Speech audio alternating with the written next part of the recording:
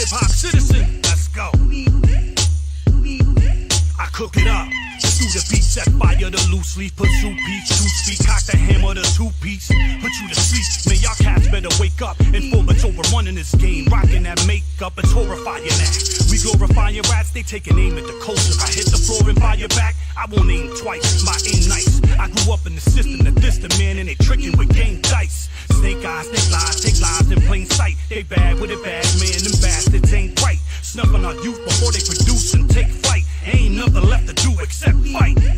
Unify, collaborate, we worth more than the average rate. We waiting for justice for getting raped by the magistrate. Profit from prison, they trying to stop us from living. You watch CNN and Fox, you can't rock with the vision. That's a plot for division, landmine for mankind. Style cop, style out, see controlling your damn mind. And seeing ain't believing, yo, fuck it, my man fine.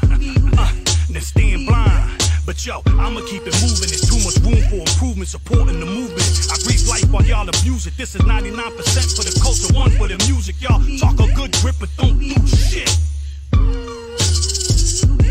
Yeah, A7, Hip Hop Citizen. Check us out for the culture.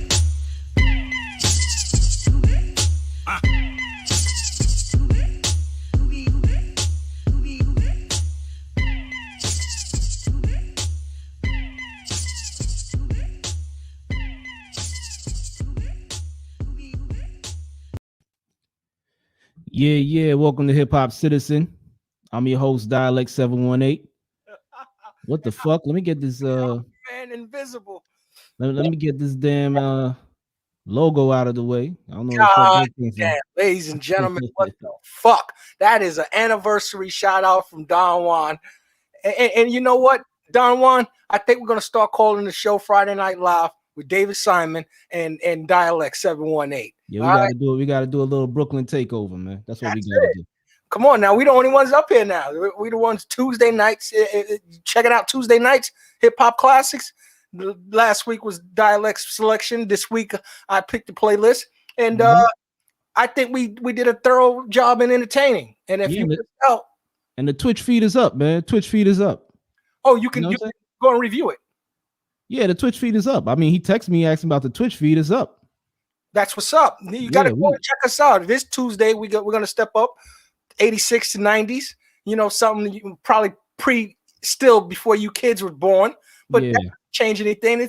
It's a lecture and it's a lesson with fun and excitement and hip hop music, and that's what Hip Hop Citizen is all about. We want our population to be well schooled.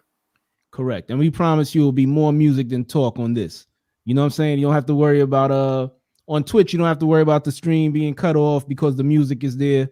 You know what I'm saying? It's going to be a nice, enjoyable show. You get to reminisce over the old videos. And if you want to call in and talk about some of the videos, you can. We'll always have the call-in link inside there, so you could just give us a call. Remember, every Tuesday from 9 p.m. to 11 p.m. Eastern Standard Time on Twitch. And you can find us on Twitch, Hip Hop Citizen. It's easy to find. We're the only Hip Hop Citizen on Twitch. One word. Hip Hop Citizen. Michael hung out Tuesday, had a great time. Enjoyed himself, yes. Some people charge you for a shout out on their program, they podcast, they radio. We don't do that. You know, we don't charge you yet.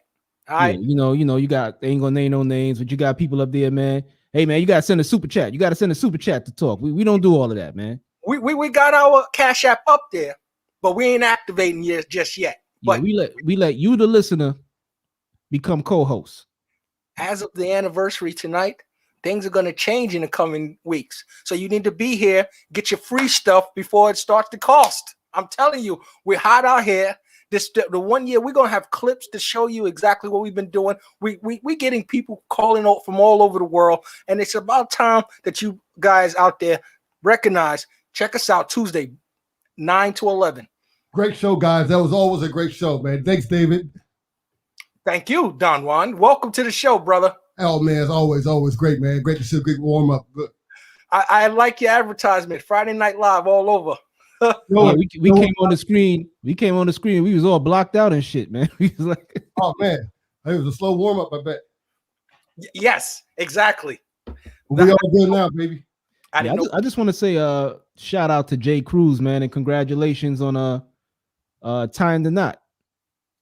You know what I'm saying? Shout out to Jay Cruz and the entire cast of the Pro Lyrical show, man. Because even though he got married, they still had a great turnout for the show, man. You're kidding. They still did the program. Yeah, Jay Cruz was there. Yeah. God bless. God bless. That's a dedication. Listen, ladies and gentlemen, HipHopCitizen is a network in itself. You know, we hear about these self-proclaimed black-owned streaming applications and things like that that's being sold left and right. But HipHopCitizen is right here on what is it, StreamYard? This platform, we're on Twitch, we're on YouTube, we're on Facebook, all of those outreach platforms. So, you know, there's no reason why you shouldn't be checking in every Friday night to the Pro Lyrical show from 9 to 11 and Pro Lyrical crossover with the Hip Hop Friday Night Live. HipHopCitizen Friday Night Live is going down next week. This is all going to be an extravaganza, as some would say. And I hope you all join us tonight. Not to say that tonight lasts for least at all. Tonight is going to be big, huge. It's an anniversary celebration. Thank you, Michael, for showing up. Thank you for Clarence. I don't know what stopped me, but hey, I'm here. I got to keep it moving. I thought I told you we won't stop. Facts. Yeah, man. I don't know if it's StreamYard or streaming services, man, but they got my Brooklyn shirt backwards, man. It's like I didn't know what that meant. Okay. BK. Yeah, you know, I'm thinking here, I'm sitting here thinking I'm looking cool and shit, man. That shit is all. It says NYLKB. You know what I'm saying? Check that out. LA gear, baby. LA gear. What you know about it? Why is yours showing straight and mine not? Maybe it's my settings, man. Yeah, man. But yeah, definitely, man. Shout out to everybody in HipHopCitizen, man. I just wanted to say we started this a year ago. I think too, this is a year ago too. They had patient zero for COVID. That's right. You know, that's when we started the show, man. It was Don Juan, David Simonism, and myself. You know what I'm saying? We started out. I think we first started streaming on Facebook using, what was it, Zoom? I thought StreamYard was the first, but it could have been Zoom. We did have an experiment with Zoom. You're right. I think it was StreamYard. I think you're right. Then we kind of went to Zoom for a bit. Well, you know, we had Skype first. You know, I think our first ones were actually on Skype. They weren't actually right live. 100%. But we got it back on the rotation, I believe it were. Yeah. For those of you don't know, HipHopCitizen live stream actually started back in like early 2018, but we didn't make our live debut until 2020. Funny about that. We did a lot of meetings. We did a lot of talking and getting together. We recorded the program, what we done in practice. You know what I'm saying? We put out 10,000 hours in before we decided to go live. I hope you enjoy the program. Yeah, man. But yeah, 100 episodes. I mean, not 100 episodes, 50 episodes, 1 year. And you came a long way, man. When I was in there trying to find clips, I was surprised at how filled our social media accounts were, man, with content. Yeah, definitely over 100 hours. I think that's what you intended to say. Certainly over 100 hours. Oh, definitely way over that. Yeah. I think we average probably 20-something hours a week. You know what I'm saying? So, and you know, an extraordinary effort to put all this stuff together. And to your point, you know, and I couldn't think of any better partners than you two guys, Dialect 718 and David Simon, man. You know, so you've been great partners, man. I appreciate you, brothers, all the way. I like to thank you guys also because 2020 wasn't an easy ride to get here from destination A to destination Z, where we are now. I had some periods in programming where I wasn't available to appear. You know, I had, you know, reasons that I'd rather not get into, but, you know, personal, you know, a little, you know, between me and my psychiatrist, my therapist. But, you know, I got over the hump. I got back here. And yes, I intend on bringing the David Simonism show back, hopefully in June. I think we started last year in July. I think we'll start a little early, but I like the summer heat when I do that program because, you know, it gives me such a vibe. It's around my birthday. And before we get into birthdays, I'd like to give a birthday shout out to my brother, older, of course, okay. Lorenzo. I won't tell you his age. He would be very upset. So happy birthday to him. And that is a wonderful segue and lead in into this week's birthdays. Yeah, let's get into hip hop birthdays, man. Just want to say shout out to Dialect 718 for the new Twitch friendly look. Just want to say shout out to him. But we're not. Oh, we're on Twitch. I apologize. We are. Shout out to Dialect, everyone. Shout out to Dialect. Yeah, man. So we're gonna go through this real quick, man, because it's a celebratory night for hip hops for FNL. So the first birthday we have is Richie Rich. Celebrates a birthday. Richie Rich out of the Bay Area. You know what I'm saying? Came up with Tupac, E40, and them cats. Shout out to him. Any memories of him, guys? Unfortunately, no. Yeah, the only thing I could say I remember of his was the joint he did with the Loonies. I Got 500 remix. Okay. He was on that one. He was on that joint. Okay, I remember that one. Yeah, and I know he was close friends with Tupac coming up back in the early 90s, late 80s. Next birthday, man, we got he would have celebrated a birthday this week. The first hip hop martyr. Is that correct? DJ Scott LaRock. Yeah, I guess he would be the first hip hop martyr. Yeah, to get who died violently. You know what I'm saying? You know that story? Yeah, I actually do know the story. Yeah, I think he was going to squash some beef that I believe D Nice had with somebody. That's very good. And he went to squash the beef, and I believe a shootout ensued, and he wound up getting hit. And unfortunately he passed away. So R.I.P. to him. He's also the guy responsible for giving us the legendary Blastmaster KRS-One. That's right. I think he worked in a youth center or a homeless shelter where KRS-One was, and kind of got him into the rapping because I believe he was the producer or the DJ at the time. So he played a huge role in hip hop, man. You know what I'm saying? It's just sad that he never got to see what it became. Well, let me tell you, if we were going to do a Mount Rushmore of artists or individuals that had a imprint on hip hop that died early, he would be on there along with Biggie, Big L, and Tupac. He'd be the DJ. Facts. Yeah, shout out to John Hart, man. Yeah, happy All-Star Weekend to you too. Atlanta's partying. Yeah, next birthday we have Richie Rich. Is this Richie Rich? No, we just did Richie Rich, right? My bad. Rapping Forte celebrates a birthday. You guys remember Rapping Forte? I remember the name, but I can't recall what he did. Yeah, he remixed the Spinners joint, man. I'll Be Around. Yeah, he was one of those cats that used to rock the perm, but yeah, shout out to him. Got on the yeah. If he would have taken the hat off, now I know who you're talking about. You're absolutely right. Yeah. Kind of, has a look like Father MC right now. Next cat celebrating a birthday this week. Method Man, M-A-T-H-O-D man. M-E-T-H-O-D man. Method Man celebrates a birthday. So turns 50. Yeah, man. He was recently bantered around in the news as having an affair with the superstar Wendy Williams. I don't think it was an affair. I think it was more of a one-night stand. Wow. An entanglement. He had an entanglement with he's the father of entanglements, I guess. That's crazy. Yeah. But yeah, shout out to Meth, man. Multi-talented individual, raps and acts. He did his thing this summer, and matter of fact, for the second half of the year of last year, he did his thing in Power Book 2. Playing an attorney on 50 Cent's hit show Power. I enjoyed him as Cheese on The Wire. Did a good job as Cheese, but I still felt like he was playing Method Man.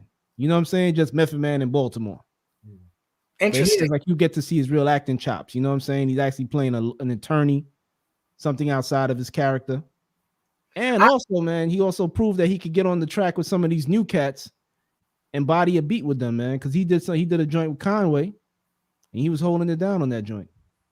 Well, Meth always had lyrics, but I think that his character with Redman in that movie, Up in Smoke, How High, that's more of, I think, the Method Man character. Cheese was, I think, a real low down, hood kind of guy. I don't think Method Man is that kind of individual, in my opinion. Yeah. Fun fact about Cheese from The Wire. I didn't know did you know he was the father of one of those kids that used to run on the streets? The one with the cornrows. I forgot his name. Nathan? No, Nate. Yeah, that was actually his son. The guy that stole the candy. I mean, sold the candy. Yep, that was his son. Okay. Yeah. In reality or in the show? In the show. Oh. They just said they just never got time to actually put that into the storyline. But it was supposed to be his son. Okay. Yeah, great show to Wire, man. Great show to Wire, man. It was realistic. Yes, it was. On that. Next person celebrating a birthday. I'll go through this one real quick. LP, one half of Run the Jewels, celebrates a birthday. And yeah, I just knew LP from back in the day since 1995 when he came up with a group called Company Flow. One of the first rap groups signed to Raucus.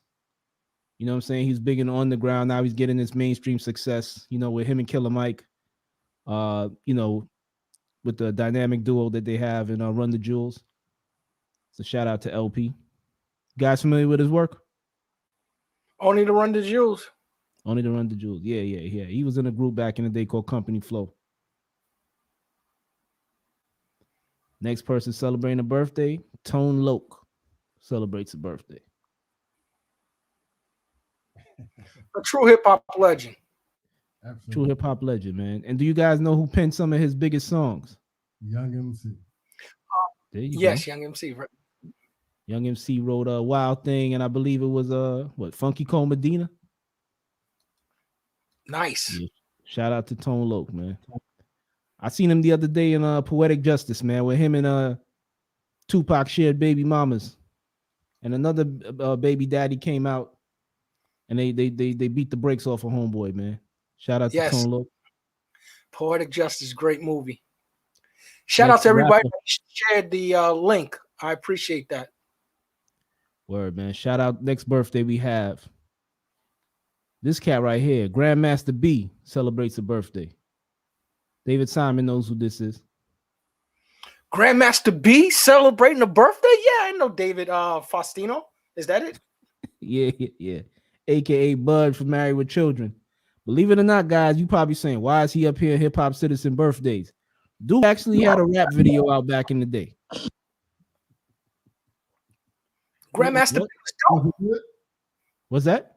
It was the one with the Daisy Dukes, right? I mean, I thought it was a joke rap, you know what I'm saying? I didn't know it was a serious rap song. No, it was a joke on the show, but he did put out a rap song. It was a video, I thought. I thought it was a rap video, I remember. It was a rap video, but it came out on all of the major networks, MTV Raps, Video Music Box. Was it just me, or did everybody else get a vibe that he was fucking Christina Applegate? I didn't get that vibe at all. Yeah, she's supposed to be really different than her character. At least that's what she sold. That's what she sold. Michael put bruh. Nah, I just got that feeling like when I binge watched Married with Children. Oh, okay. Now it's trying to say my birthday choices of shit. I get it. No. I keep thinking my summation of the Kelly and Bud relationship is shit. Well, David as a rapper, I think. Next rapper celebrating a birthday, Lil Flip. We haven't heard much from Lil Flip recently, man, but I know back in the mid 2000s. Yo, Lil Flip is very active. He's here in Dallas very often. He's on they got a YouTube channel. Shout out to Say No to Sco. Also Willie D here in Houston. They also run a popular YouTube channel. Lil Flip is very active in Texas, man. A lot of these guys don't have to leave Texas, and they can still make the bag inside the state of Texas. But Lil Flip is still active. Word, shout out to Lil Flip, man. In real estate and investments and stuff, things like that. Next cat celebrating a birthday, man. You got to spend time on this dude right here, man. Grand Puba Maxwell celebrates a birthday. Frontman of the legendary rap group, Brand Nubians. This guy right here, man, needs props, man. He did a lot of firsts that people don't give him his credit for. You know what I'm saying? Yo, John Harp is crazy right now. T.I. finished Lil Flip career? I didn't know. They had beef. Man, I didn't even know. They had beef. But when at the time when I knew who Lil Flip was. Didn't really listen to him. So I even thought T.I. had beef with Ludacris. I didn't even know that till like recently. Man, They had a little beef. they all beefing in Texas. I'm telling you, you just have no idea. You can't even keep up. In Texas? Who's from Texas? Lil Flip from Texas? Yeah, yeah, he's from Texas. Oh shit! I thought he's from Ohio somewhere. Or maybe that's Chingy. Where's Chingy from? Missouri. Yeah, St. Louis. Okay. Yeah, but get back to Grand Pooba, man. Like this guy, man, when he first came out, man, with what was it, All for One? I mean, Grand Pooba was that dude, man. Going back to the days of Brand Nubian. The man collaboration was hot. That was the 411. Woo. Yeah, with Mary J. And Pooba was hot in the streets. Yeah, Pooba was that dude, man. Then he was one of the first cats to actually start bringing rockin' polo in his videos. He wasn't the first dude rocking polo in the hood, but he was definitely the dude that brought it into the mainstream. You know what I'm saying? When he used to rock a lot of polo, and also Tommy Hilfiger. He's a big promoter of that too. I don't remember that, but I don't doubt the facts. You know what I'm saying? But first man to say Jabot. I don't think nobody ever used Jabot again in a song. Yeah, Jabot's hanging baggy Hilfiger on the top, knapsack on the back. That's just my flavor, Ak. Yo, but Grand Pooba, I want you guys to let me know if this is something, if this is an example of when keeping it real goes wrong. There was a guy on 90210. I forgot his name, but it was the dude who was married to Megan Fox. Ryan Austin Green. Yes. Ryan Austin Green. He was a big hip hop fan, and he came to Grand Pooba and said, "Listen, man, I got you a guest spot on an episode of 90210." And Grand Pooba, being like, the 5% of that he turned it down. He said, "Nah, that'll probably ruin my image." Do you guys think he should have did that, or he was wrong for turning that down? I don't know. Was 90210 in the heights of their success? Yeah, it was in the heights of the success during the time of Grand Pooba. Not the downslope. It wasn't the downslope. Well, then I think he might have been a little shy. He might not think he was ready for that. No, I think he just turned it down because he said it kind of like he thought it like it would have ruined his image. I think it would have gave him a lot of crossover appeal, if you ask me. And that's what I don't think he wanted the crossover appeal. I don't remember Cash Money talking about Jabot. And T.I. went to Cloverland is probably why I thought Lil Flip was from Cleveland. Cloverland must have been his label name. Probably. Oh, Don Juan know better than me. You in Atlanta, bro?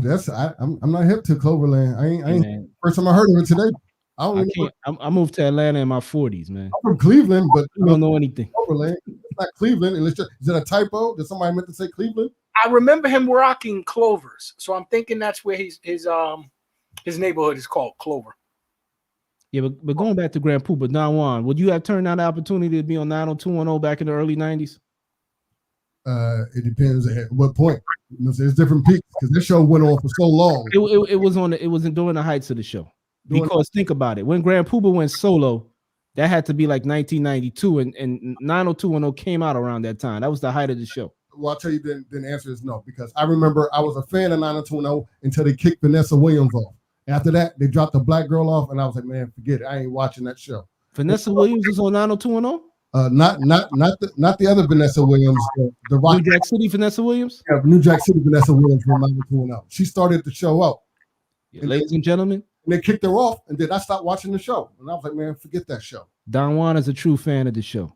I never knew from the very beginning they had anybody black on that show, man. That's what I'm saying. And after they kicked her off, I stopped watching the show. I was pissed. I was like, man, how they gonna do that? The only black girl on the show, they kicked her off. So I stopped watching the show, and the show blew up. And I was like, man, everybody's fake, man. Hey, John Harp, we wasn't sleeping on the South, man. It's just like it's so much stuff to listen to back then. You know what I'm saying? It's like they don't know no better, man. I'm trying to go off the island, man. I said, off the island. Hey, no, here's what it is. Back then, it was so many Lils and Youngs. You know what I'm saying? It's like I couldn't listen to all of them. Dialect, you're going the wrong way about this. Give me 3 hit songs that Lil Flip put out, and I'll tell you why I'm sleeping on them. Yo, because listen, you could tell me Trick Daddy. One of my favorite Trick Daddy songs and videos is "I'm a Thug." When he went up into that world-class restaurant and had the dude bringing the bucket of chicken. and he tossed the chicken bone and then landed in some white lady's champagne. I love that shit. You know what I'm saying? I listen to down south music. Rick Ross, Every Day I'm Hustling. Music universal. I don't know if that's down south anymore. What's that? Music's universal. I don't know if that's down south anymore. No, I'm just saying he's like, you know, I never sleep on the South. It's just I listen to underground hip hop. So it's like tons of artists that I listen to. You can't tell them brothers out there that ain't underground. You know, no, but it's not sleeping on the South. It's just too much stuff to listen to. Well, that may be true. You know, I agree. But, you know, expand your ears. And I didn't hear about Cash Money until about 98, 99. So that's when they came out. back that ass up. John Hobbs got 96. He got BG in a 96 joint. Whoa. Exactly. Whoa. Listen, man, you had down south artists like Outkast. They were down south, but I just looked at them as hip hop artists. You know what I'm saying? They rep the South, but you know, their music was, I think, for everybody. I mean, I don't know, man. Like I listened to the South. It's just I just couldn't keep up. It was too many artists coming out of there at one point, man. I listened to this man right here, though, Grand Puba. Yes, doing anything, man. I mean, you know, it's funny. He actually passed the torch on to his son. His son actually works with a Static Selector. The music is pretty dope, man. So he's retired. His name is Sonny. I guess he's not doing music, just retired. He's just managing him behind the scenes. Yeah, he does stuff behind the scenes, man. But you know, listen, man, dude's in his 50s, man. Sometimes you got to say, you know what? He has to be in his 50s, 66. 60s. I mean, he got a catalog that's working, though. I mean, he got something that's working. I mean, yeah, remember, Brand Nubians wasn't his first group. It was Master of Ceremony, like Michael pointed out earlier. And they had a joint called Sexy back in the day. Dave, you remember that joint? Yes. Yeah, Grand Puba been out a while ago.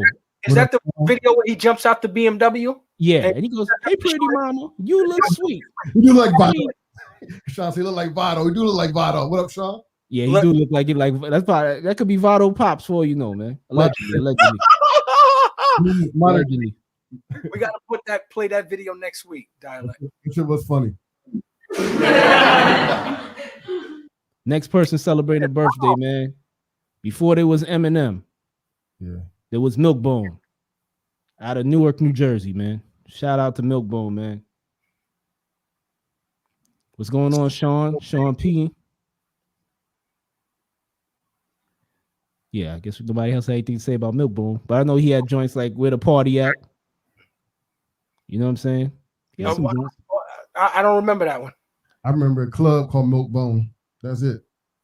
Next birthday, Ski Low celebrates a birthday. No. Let's talk about the Milkbone real quick. Do you think that the dog company came to him and said you got to change your name? I doubt it. The dog company? Well, there's a treat. Oh, yeah, there's a treat called Milkbone. Oh, shit. Well, it's different. There's different angles to that. You know, saying copyright can be based on images, they can be based on food. So there's different levels to that shit. Oh, look at the disrespect, right? Look at the disrespect. Talking about next. You can learn something, man. No, hold on. Who is this? Oh no! God damn, that shit loud. Skilo celebrates a birthday. Guys may not know him, but you might know his song. That's right. I wish I was a little bit taller. I wish I was a baller. I wish I had a girl who looked good. I would call her.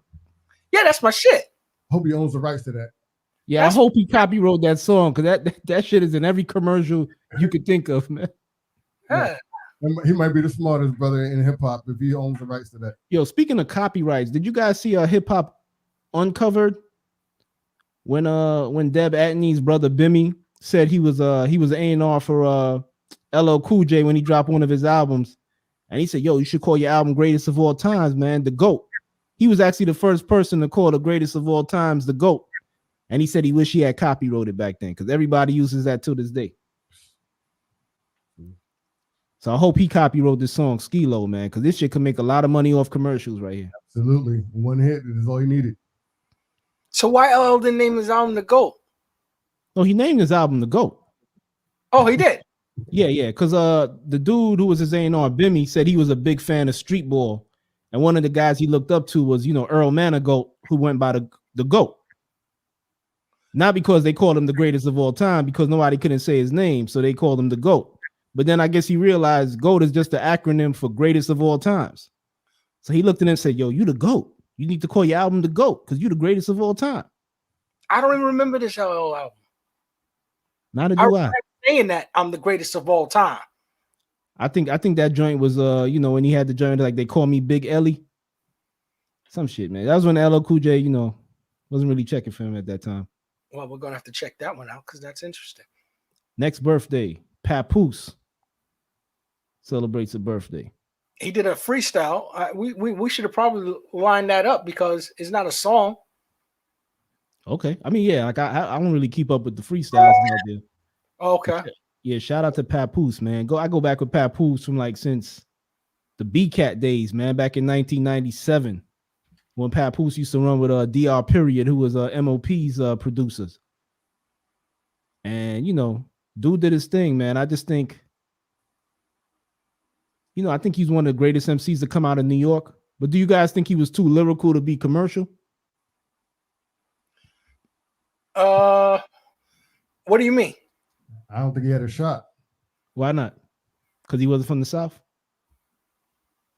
I thought he was from New York, but I think he could have a good shot if he would have made it, and perhaps maybe, I thought he was a good, ghostwriter. I didn't know that he was, known for actually spitting as well as, I thought he was more of a good ghostwriter. Yeah, I mean, like I said, he did his thing, man. But I think he's just an MC's MC. You know what I'm saying? Not saying that's a bad thing. Right. I always listen to Papoose. Like I said, I've been listening to Papoose since 97. Like that whole alphabetical slaughter stuff, I've been heard that since back when he was on B-Cat. You're like Sean, you know what I'm saying? New York. But very underrated. I agree with Black. Yeah. I definitely think he's too New York, but there was a lot of cats that but see, I guess you're right. 50 Cent was New York, but he had that commercial edge. He could make a commercial song. Well, I think 50 Cent, you believe him. Yeah. Oh, what are you saying? Dialect, what's wrong with you? What am I saying? No, not you. I'm sorry, Dialect. Don Juan is insulting my main man, Papoose. I'm not insulting Papoose, man. Papoose is great, man. I think he's dope. Like you said, very underrated. No doubt about it. But again, to Dialect's point, MC's MC, man. He's the guy. He's the guy that if you're MC, you respect, of course, and rightfully so. I think what Papoose should have probably did what Rock Marciano and them cats did, man. Probably like took his style more independent. You know what I'm saying? Did your typical boom bap hip hop. And just stuck with that, I think. When you say that they will believe 50 Cent's I guess thug image, I guess you're saying that Pap doesn't represent a real thug image. Catchy twangs and all his choruses. I hear you, Shaw. Yeah, like I said, Papoose is a lyricist. That's what he is. You know what I'm saying? And I don't see anything wrong with that. I just think he came out at the wrong time. Had he had come out during the days of Cannabis, early 90s, mid 90s, probably, he probably would have, probably had a bigger career. But, I'm definitely a fan. You know what I'm saying? The dude has made a great living for himself, picked himself up a great woman, been loyal to her when she was locked up. You know what I'm saying? I mean, did his thing. I mean, that is his greatest achievement. You just hit the nail on the head. Remy Ma is his greatest achievement. Don Juan, Dialect, I have sent you the link for the Papoose freestyle. Okay, I could work on that, but I mean, like probably after while we get into the clips, I'll try to upload it. Yes. So real quick, we just got 2 albums for anniversaries, so I'm gonna jump into those real quick. First album celebrating an anniversary is BDP's debut album. Came out back in 1987, Criminal Minded. This is the joint with all the classics on it. The Bridge is Over, South Bronx. And the same occurrence happened again. It's the same cycle. A birthday, an album. Yeah, it happened with What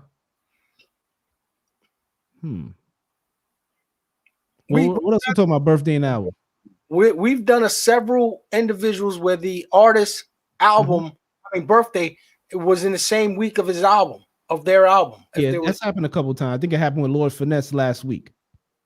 And what I was saying was, I think that these labels give these guys a little bonus for their birthday and put the albums out so that they the birthday present and the advancement coincide with each other. I could see that. But what do you guys remember most about this album? What I remember about this album, man, it was this is the album that championed the underdog, man, and Boogie Down Production was the underdog. At the time, I think Juice Crew was one of the biggest crews in hip hop. And when KRS-One and Scott LaRock went up to Kiss FM, I think was it Mr. Magic, to get their song played, and he basically dissed them. So that led to these guys going back to where they were from and creating the South Bronx and the Bridge Is Over. And then what happened? You know, they wound up becoming a dominant force in the game after that, man. Red Alert became a king of the airwaves. Correct. And you know, the king of hip hop at the time, not really the king, but MC Shan was a big deal. But KRS-One, you know, I say this respectfully, shut that down. You know. Oh yeah. KRS-One. I mean, they had such West Indian overtones with their beats. It was KRS-One was hungry. He was a young lion. And you know, Shan lived a good Queensbridge life. You know, I don't think he's seen the hardship of being an orphan or something like that. Yeah, correct. Yeah, and like KRS-One has always been the underdog, like his entire life up to that point. You know what I'm saying? And I think them being dissed by Mr. Magic was the straw that broke the camel's back, because when you think about The Bridge Is Over, like, how do you respond to that? Like, you know, the bridge wasn't over because after that Nas came out and Mobb Deep came out. You know what I'm saying? So the bridge wasn't over. But at the time when he dropped that song. But you got to say the Nas Ether track is from him learning from what occurred in the Bridge Is Over battle, I think. Because he was not going to allow a Hov to win that battle. He went in there just like KRS-One did for Bridge Is Over, and he laid it down where he thought that his opponent would not be able to get up. Yeah, and I always say, you guys, people always got to watch out for the lone wolf. You know what I'm saying? I think KRS-One probably came up in there looking humble and Kiss FM, and they're like, yo, man, get out of here. And you don't understand, you know, you don't know what's going on in somebody's head at the time, man. Because that dude went on to become KRS-One is like a legit legend, man. He's like in a lot of people's top fives. The teacher, the educator. Shout out to DJ. Correct. And you gotta wonder, what if Mr. Magic didn't diss them and they got the song played and they relaxed, and they went back and just made mediocre music after that? I mean, it's impossible. KRS-One is the boss master. Shout out to DJ Scott LaRock, man. Them dudes is dope. Hip hop wouldn't be what it is today if that battle didn't occur. If those two radio stations didn't go after each other, those two artists didn't go after each other, those two boroughs, it spread, including into the East Coast, West Coast. It spread, including to the overseas artists thinking they're better than American artists now in the game that American artists created. That's what it's all about. Interesting.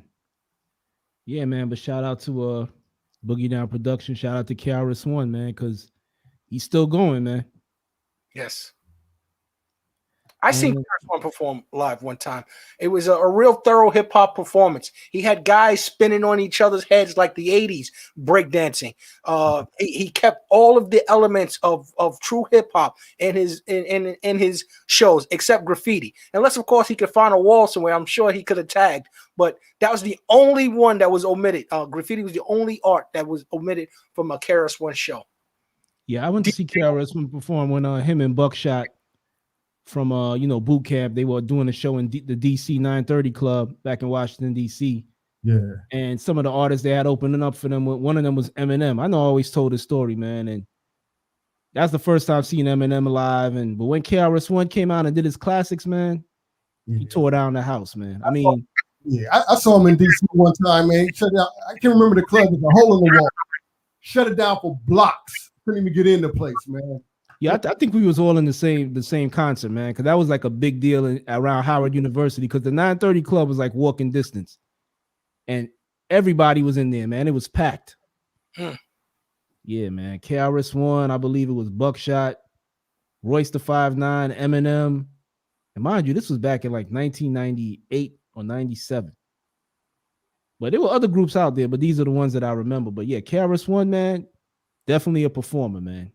Absolutely. One of the best shows I ever seen in hip hop. And contrary to popular belief, he reps the Bronx, but he grew up as a kid in Flatbush, Brooklyn. That's where you heard the West Indian influence on some of those tracks. Yeah, man. Shout out to KRS. Next and final album celebrating anniversary. De La Soul released their debut album, I believe back in 1990, 3 Feet High and Rising, with classic songs like Potholes in My Lawn, Me, Myself, and I, the Big Posse cut, Buddy. What do you guys remember about this joint? 30 years old, and so it came out in 1991. And my potholes and my laws, the songs that you just mentioned, the classics. You know what I'm saying? I remember Buddy, man. I think Buddy, they were actually allegedly, they actually wanted to call it the P word, you know, for the female anatomy. So they had to change it around, and that's why the guy said Buddy means body. So you know they spelled it in the song Pussy. They did? Yes. No, they said I can't lie. I love Buddy, and I never let it walk on by. Oh, you're right. They did Buddy. I thought it was Pussy. No, well that's what we said in Brooklyn as kids.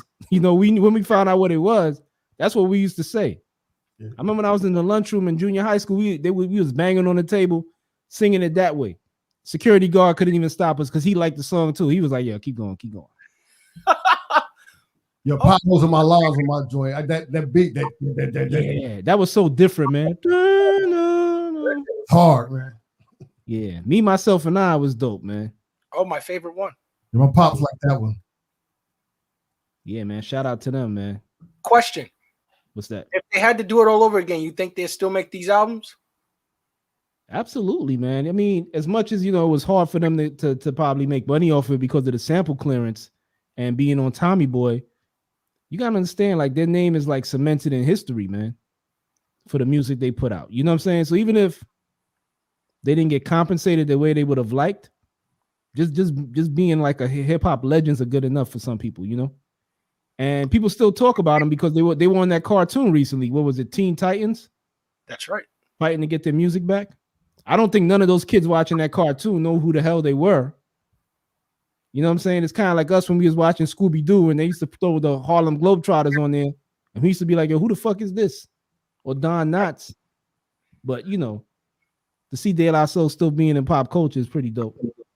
I think that De La Soul, if you ask them, I don't think they would do the albums. If they knew what today, then I don't think they would do the albums. Yeah. Yeah, so that's it for hip hop and anniversaries.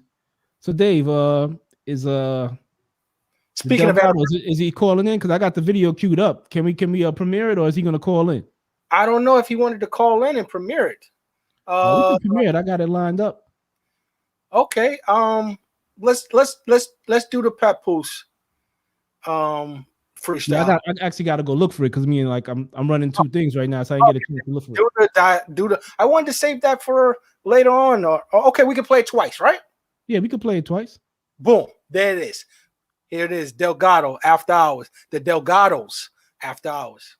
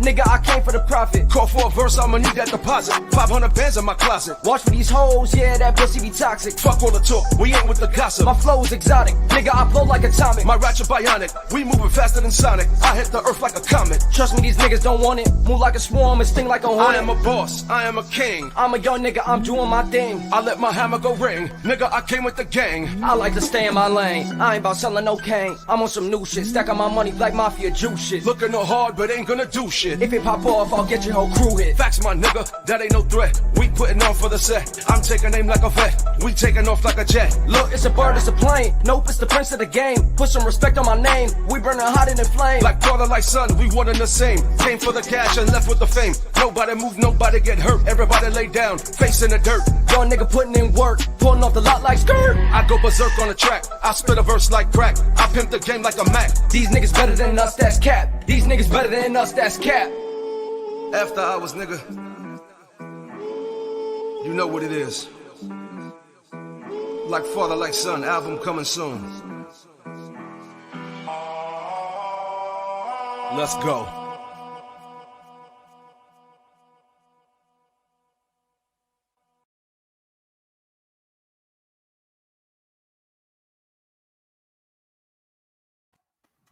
Yeah, that was the Delgados, father and son duo with After Hours. Shout out to Mike Miller. Yeah, man, we got a caller in the chat room. You're kidding. What's going on, Sean P? What's happening, family? How y'all been, man? Chilling, man, chilling. How you doing? Happy New Year, I think. I don't think I hopped on in the New Year. Nah, first time calling. In the New Year, man. Happy New Year to you guys. It's never too late. Never too late. Happy New Year to you, brother. Never too late. So, what did I just watch? You was watching from the Delgados, father and son tandem out of Brooklyn, New York. We had them interviewed maybe a couple of weeks ago. And Be more feeling that, right? Nah. I guess what bothered me was the nigga thing. You with your pops, and it's too much, you know. I didn't like that personally. That's real fact. But the lyrical content, I mean, the be able to flip on the track and stuff, I did like that. I also like their skill there. I just didn't like. That was a weird tandem. He talking about trapping with a son. Like, I thought you trap, get your money, and move on, so your kids don't got to see that. You know, that was kind of weird.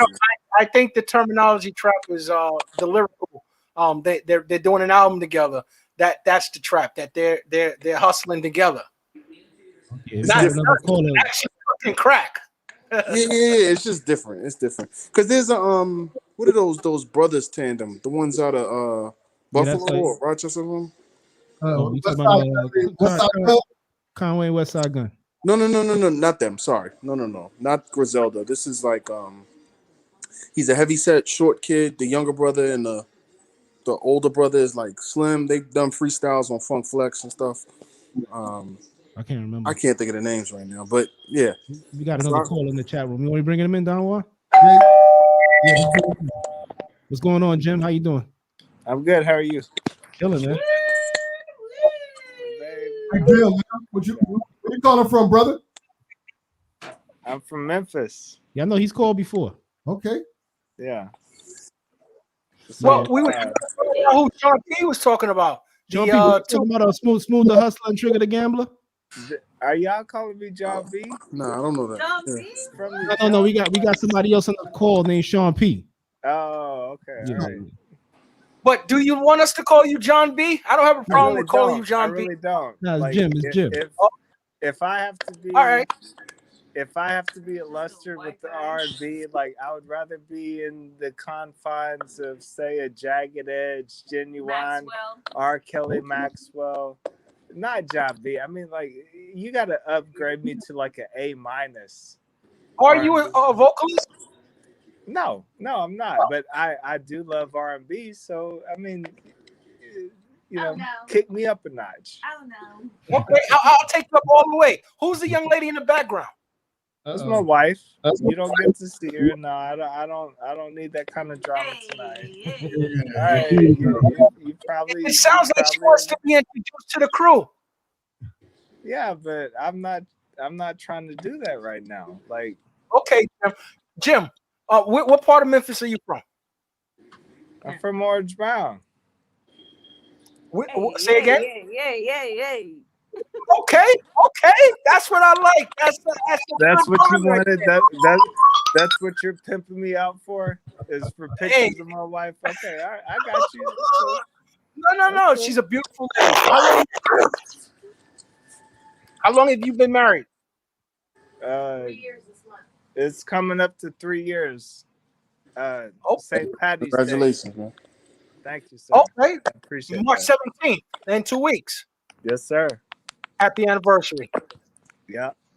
You have children? Do dogs count? No, sir. Then we don't have children. You haven't made that commitment yet, huh? I married her. Like, what more do you want, man? Do, Like, do you come want on. children? Are you mama number 2? What are you Do you talking want- about? Do Asking you me want about- children? Oh, I haven't made that commitment. I made a commitment for the life that I live here on planet Earth, and that's not enough for you, huh? So if you guys was to leave Earth, you're no longer married? No. No. I mean, Respect. I thought that's a given. Fucking, if I leave planet Earth, I am absolved of all legal and civil debts against me as this person, entity, whatever the fuck you want. Get me the fuck out of here. So Jim, what do you do for a living, if you don't mind me asking? I do. Stealing your shot. I do a lot of stuff. Will you get off? She's stealing your shot. All right. So what I love to do, what my passion is programming. And what sort like, of program? Well, that's a good question because like that's infinite in today's world. Here we go again. All right. So I started like the first thing that I ever did in programming. It was crazy. It was in iOS development in Swift. So like Apple mobile apps. That's the craziest way that you ever start to learn programming, but that's where I was. What is that, Tito? Is that Tito you drinking? Yeah, That's the university. What is that? Anyway, One? Yo, I she's learned- drinking it straight out the bottle, though. You know what? You found you a winner. Yes, sir. Hey, we're getting on the same page now. Like I like that we're vibing, you know. I love inspiration. Yes, No, me too. but seriously. All right, so iOS, Apple development, fuck them. I don't want to do it.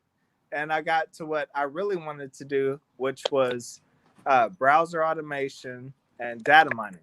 And that's what I do now. I'm in the back end of programming, trying to get you metrics on whatever you need, wherever you need it, whenever you need it.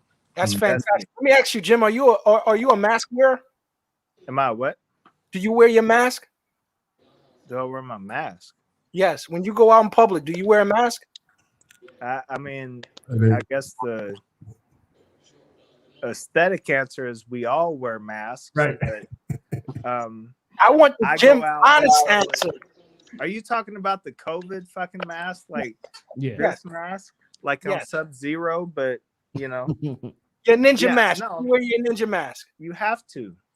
Very good. No, it's not because I consider it you have to. It's because where I live considers it you have And to. your wife. Right, and my wife. But we've been on vacation in places where there's just like fuck a mask. In the South, of course. So, but yeah, like these, like we're from the South, right? And we go. Okay, my wife's not from the South. I'm from the South, but we go to places deeper in the South, and the South What is your wife's name? is like, fuck, you got a mask on for. Those Say what? people are ignorant. What's your wife's name? COVID don't discriminate, man. I don't know that they're ignorant, man. I just it's a different lifestyle. And that's what people don't understand is that like they judge and shit on stuff.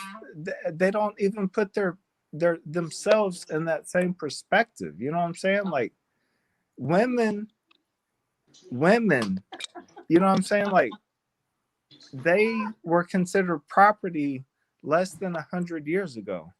Jim, what is your wife's name? I don't know her name. I mean, she's here. I bought her on the internet. So she's your property? I mean, I bought her. I don't know How much you pay? How much you pay? Like $20. Really? What website is that? I like to go on that website. My God, look at her, Jim. $20. I got 40. Can I get something like that? No, I got a good deal. I'm gonna keep it. No, I'm not trying to get yours. I want to know if I can get something similar to that. That is swell. What you have. $20? Really? $20? All right. I'm sorry. All right. How much does she think how much do she think you should have said, Jim? Shut up. 4.5 million. Okay. Very nice. Very nice. What's her name? What is her name? What is Darlene's name? Yolanda. Where's Yolanda from? You said she's not from the South. Nicaragua. Yeah, she's from Nicaragua. Spanish? So you wasn't lying when you said you got off the internet. I didn't say that. Hey. You didn't say that, Jim. You didn't say that. How many shots y'all had tonight, man? Who's taking a shot? Exactly. Just take a shot. Who's taking a shot? YO. Oh, that's your shot. Okay. So how did you really meet, Jim? She had two fists in it. She had two fists. You want the real story? I want the real story. Long story short. Please. All right. So we met on a lie. Because I was stationed in Miami in the Coast Guard. And I was a translator in the DOD and other federal agencies. And I met this woman who's from LA, but she said that she was in Miami where I'm at. And I was like, hey, what's up? You know, we start doing, Mom. Yeah, we do What's the camera and shit. And what app did y'all use? and then she's like, no, I'm actually in LA. No, you talking about the dating site? Yeah. We can't figure that shit out because it was Zeus. Was it Zeus? Yeah. What is It was that? so fucking long ago. That shit is like irrelevant today. Like they tanked. But yeah, we used one of them shits, and now we're here today. So, do you speak Espanol in the house? See, way. Very nice, very nice. You see, that's the one thing my $40 can't buy me. That's a Spanish tongue. Yeah, I mean, real talk. Like it took me Real about. talk. We're talking about $40 for real. No, Yolanda. My experience. I'm sorry, Yolanda. I'm talking 4.6 billion. Or Jim. One or the other. Don't matter. Jim. But no. Where did you learn Spanish, Jim?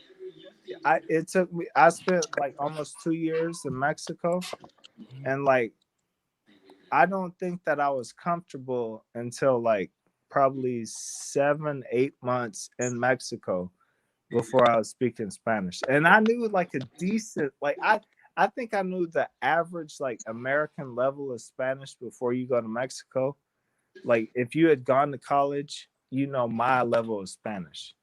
And I went there and it took me like probably 7-8 months to learn, to the point to where it's like I was speaking it to them like I'm speaking it to you.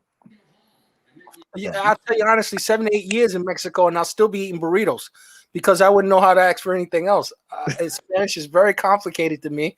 I have an illiterate tongue and I can't even roll my R's, you know, to be real. Hey, but that's the beauty of Spanish is Puerto Ricans can't either. So like, just, you know, try to pick up that accent. What is your nationality, sir? Huh? What is your nationality? I'm white. or whatever planet Earth has deemed to be white, Caucasian. I don't know what the fuck. Like, what is white anymore? You know, let me tell you this. Like Jermaine Taylor, I grew up in the same gym as Jermaine Taylor. All right, and he lost to Kelly Pavlik, a white dude, and as soon as he lost to him, I was like, damn, man, JT lost. And they were like, well, he didn't lose to no white boy. I was like, Kelly Pavlik from Youngstown, Ohio? He's like, nah, he ain't white. He's like this Eastern European. I'm like, so I don't even know what the fuck white is anymore. Like, am I Youngstown rough, man. African? That's a No. rough spot. Am I Hispanic? No. Am I American Indian? No. Am I Asian? No. Your So I family guess leans- I'm just white by default. I don't even know what white is anymore. But to answer your heritage your goes question, all the I way guess back to early days of America, right? say what now? Your heritage go back to the New World of America, the beginning of America. I'm sure it does. Wow, that's fascinating. So you are a descendant of a former slave owner.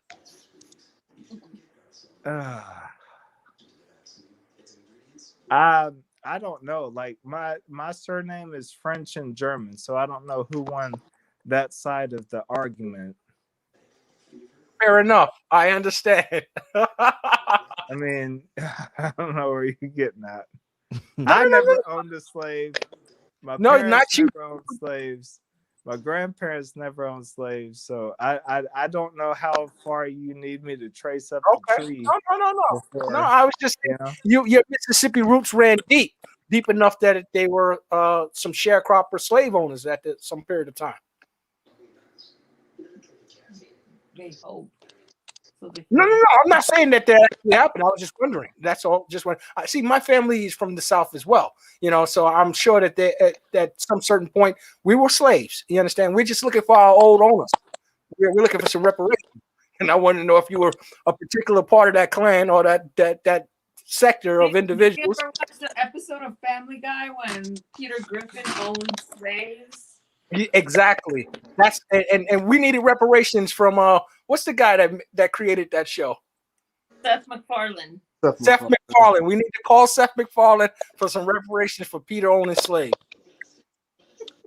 Well, Yolanda, conversation turned sour real quick, but you're fun, Yolanda. I like you. No, I'm just joking. Like, white boy Jones joins the stream, so like, where's our reparations at, bub? I don't know. I got you here. Unfortunately, you represent the. Sir, I've got to get to the director for somebody to rubber stamp on these reparations, but I can assure you that Were you at the Capitol? Say what? Were you at the Capitol? Was I at the Capitol today? No. He's talking about like, where you January 6th. like, protesting when all these crazy white folks were. Oh, when Trump tried to sabotage the. Yeah, of course I was. No, you were not. He wasn't. No, I was there. I was there. No, he was not. And I would not. Are you a Trump supporter? Jim, are you a Trump supporter? Why would you do that? Hey, can you be married to a Hispanic woman that's first generation Nicaraguan here in America and be a Trump supporter? Come on, man. There was a lot of people.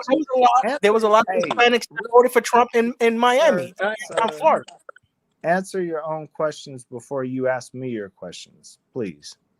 No, there was a large sector of Hispanics in Miami that vote. I mean, in Florida, they're Cuban. They're Cuban. They're Cuban. You know why they're Cuban? They're all just Cuban. No, they're Cuban. They're Cuban because Obama took away wet foot, dry foot. That's the only reason Cubans are mad at the Democrats. Everybody else is cool with the Democrats. If you're not Cuban, you could give a shit about wet foot, dry foot.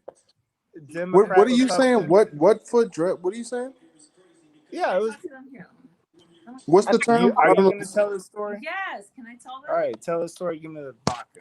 So the story is that, you know, if any Cuban steps 1 foot on dry American soil, they Cannot be deported.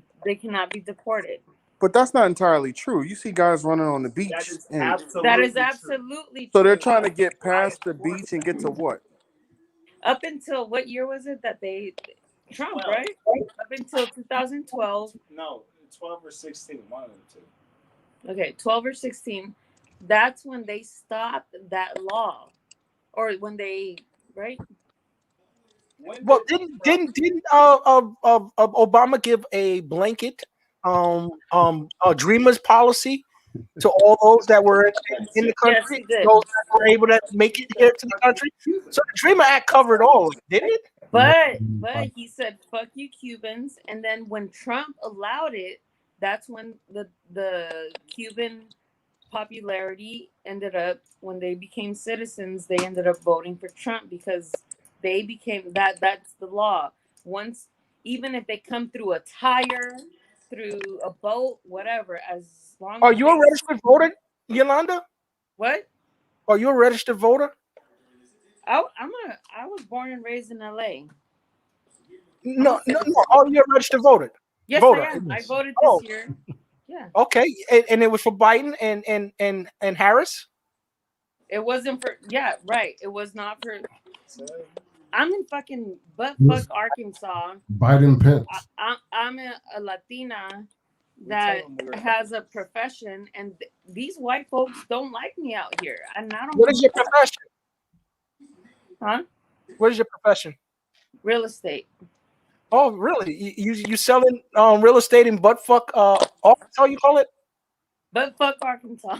Okay, is that the capital? So I was born and raised in LA, and I got my real estate license in California, and I've known real estate at its highest prime back in 2007 and 2006. And then I moved to Arkansas, and the value of the houses went from like a house that is valued at $500,000 in LA, and over here it's valued at $80,000. Have you noticed that the popularity of real estate agents is going up in the recent years? Recent years, since I was in 2006, has been going up. And no, back in 2008, that's when the housing crisis occurred. Recession. It was a recession in 2007, 8, and a lot of realtors. How do you have a great recession? That's just another motherfucking depression. Like, how is that a great recession? No, goddamn it, that's another fucking depression. In 2008, a lot of realtors dropped out of the field, and I stayed in it, and I'm still in it. I've been in real estate for 13 years now. Oh, congratulations! When's the last time you sold a property? I think I've sold 150 houses last year. They're trying to get it. You think? Last year? Wow, that's a lot of houses. I'm the bad guy. You're the bad guy now. They're trying And I've sold them to most Hispanic people that don't. Yeah. In Arkansas? I didn't know they had that many people in Arkansas. I'm telling you, these people. Are you responsible for gentrification?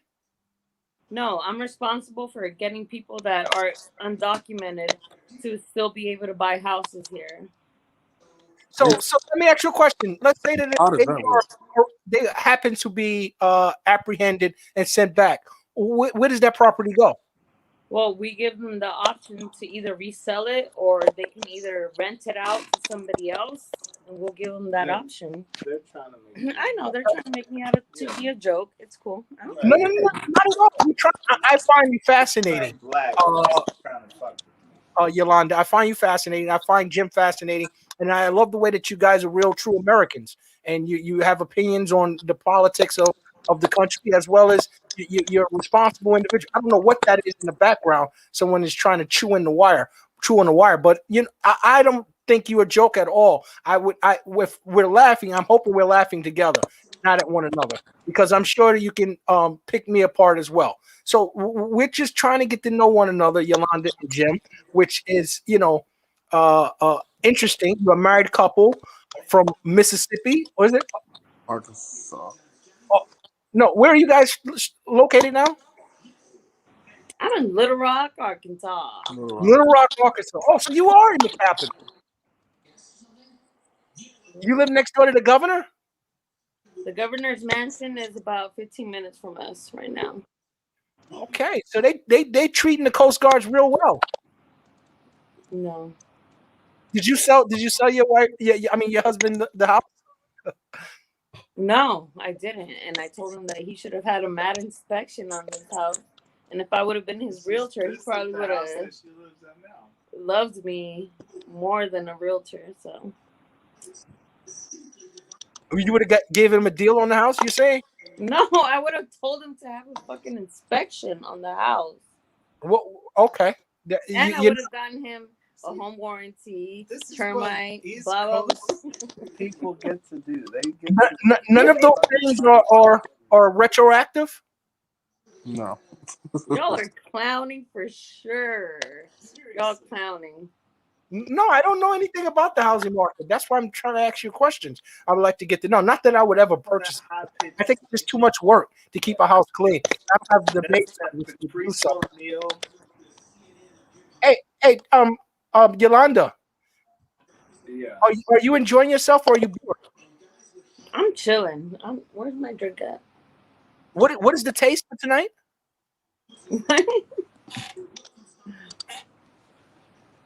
What is that? That's that tri-state accent, you know.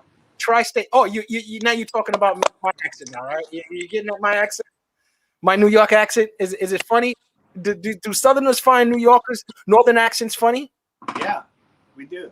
By the way, we love New York. Every time we've been to New York. Because every time we hear that accent, we think of Patrice O'Neal, and we can't do anything but laugh. Hey, let me ask you a question, Jim. Do you know anybody that owns a Confederate flag? Do I know what?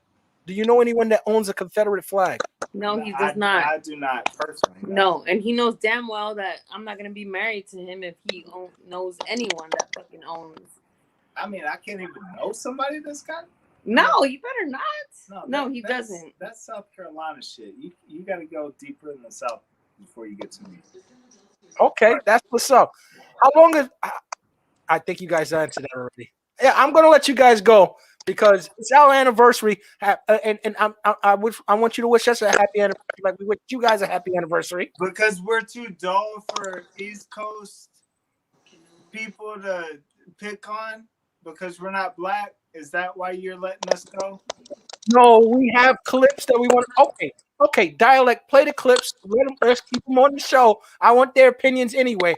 Next week we're gonna have a rap battle on, and the shows are gonna cross over from hip hop. No, we don't plan to lose, Jim. Believe me, you will lose. We got one of the best rap minds in the game as Dialect 718, and he's gonna tear up anything that comes his way next week. We're gonna have Pro Lyrical. I hope you guys check out the Pro Quo show that comes on from 9/11 on this same HipHopCitizen channel. And if he ain't from King of the Dot, he don't belong. So good luck with your battle. Oh, I hope you join next week so you can give us your opinion of what occurs. But you got to tune in at 10:30, HipHopCitizen Pro Quo show. And now we're going to go into some of the festivities of our anniversary. You guys still haven't wished us a happy anniversary, but I'm not upset. WYNYW signing off. Oh, you break it out? Yeah. Okay. God bless you, Jim. God bless you, Ron. I enjoyed them a lot. I love them. They were litty, man. Nah, they call here a lot though. I mean, you guys probably don't remember them calling in, but they call here a lot. This is not the first time, right, Don Juan? Okay. Yeah, well, now that you mention it, I didn't recognize them initially though. Yeah, because I went back through the old clips. He actually called in for Diva's show about gun control. And I know he called in a couple times talking about NBA stuff. So they call in, they're regulars. Happy anniversary, Miss Martin. Yeah, shout out Miss Grace Martin. Thank you very much. We made it. Yeah. I was good. Guess we could jump into clips. So the first clip is it's from an early show. What's that? Go ahead. You open up. You open up, Dave. John Harper's over here always getting at me, man. I don't understand it. Okay, what are we going into? We going into the my memoirs? No, the first clip we're going into is actually like probably our second show where we were using Zoom, and we were using Zoom at a time when Zoom wasn't protected, and you know the high school kids will always come into people's show and hack them. So this happened to us like around that time. So I'm gonna jump to this clip first. You got any audio on this? What year is this? Okay, we got some callers. This is last year. Last year, okay.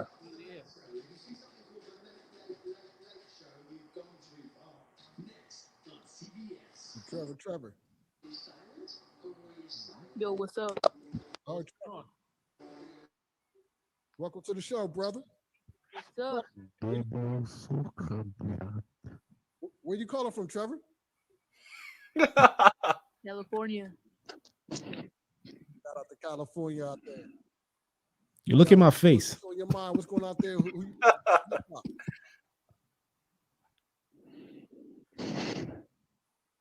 I was like, what the heck? I saw tech support. I'm like, all right, this is getting help. Dialect, we got Trevor. Kill all black. Yo, look how panicked I look, man. He said kill all black. Oh, really? Okay. Then they were trying to hit us with the porn. Check this out.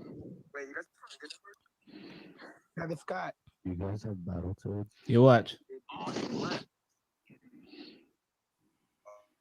If you look at the tabs up there, they were about to go on Pornhub. So look at the mini bar up there. Very sophisticated. Trump, they had Trump on there. Trump 2020. Yeah, so that was in the early days, man. They just and it was weird because at the time I didn't know what to do because I didn't know you had to change the settings. Cause I know anybody could just come in there and take control of the whole stream. Oh, word! Wow. Yeah. I think that's the last time we used Zoom, but that's terrible, man. Yeah. I think Zoom actually put out a $5 million fix for that. I think they got a fix for that, but I don't know that we went back to Zoom yet. But you know, Zoom was great. But after that, that was an eye-awakening experience for sure. They had like 100% or 200% IPO. Like once they opened it, the IPO, it ballooned like 200%. So I'm sure they can afford to have fixed that glitch.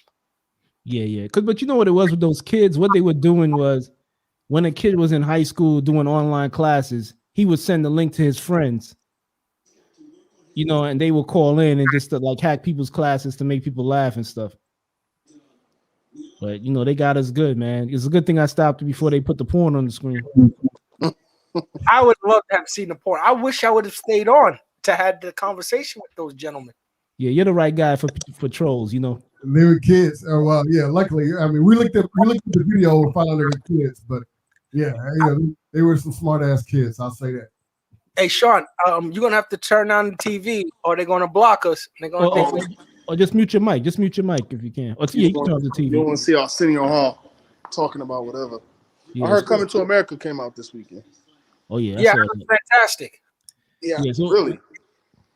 Yeah, so one of my people said it was one of the good ones.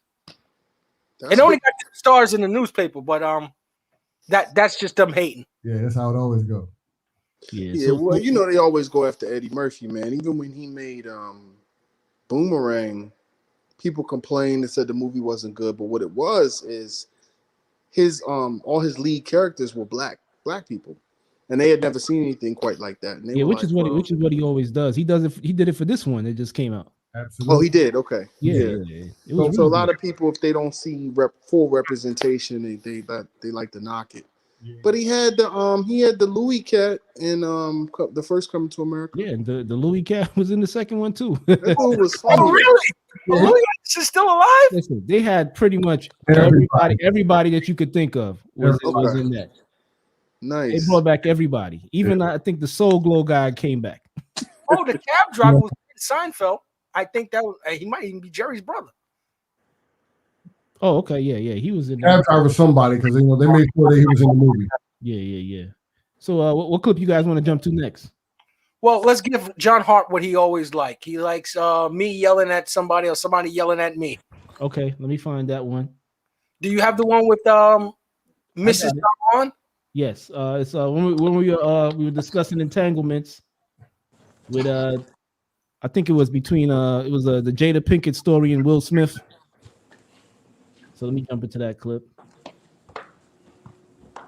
This is for you, Mr. Hart. Special request. Oh, we got Jim calling back. Arkansas. Okay, Hart says that Jim is bullying me. 232.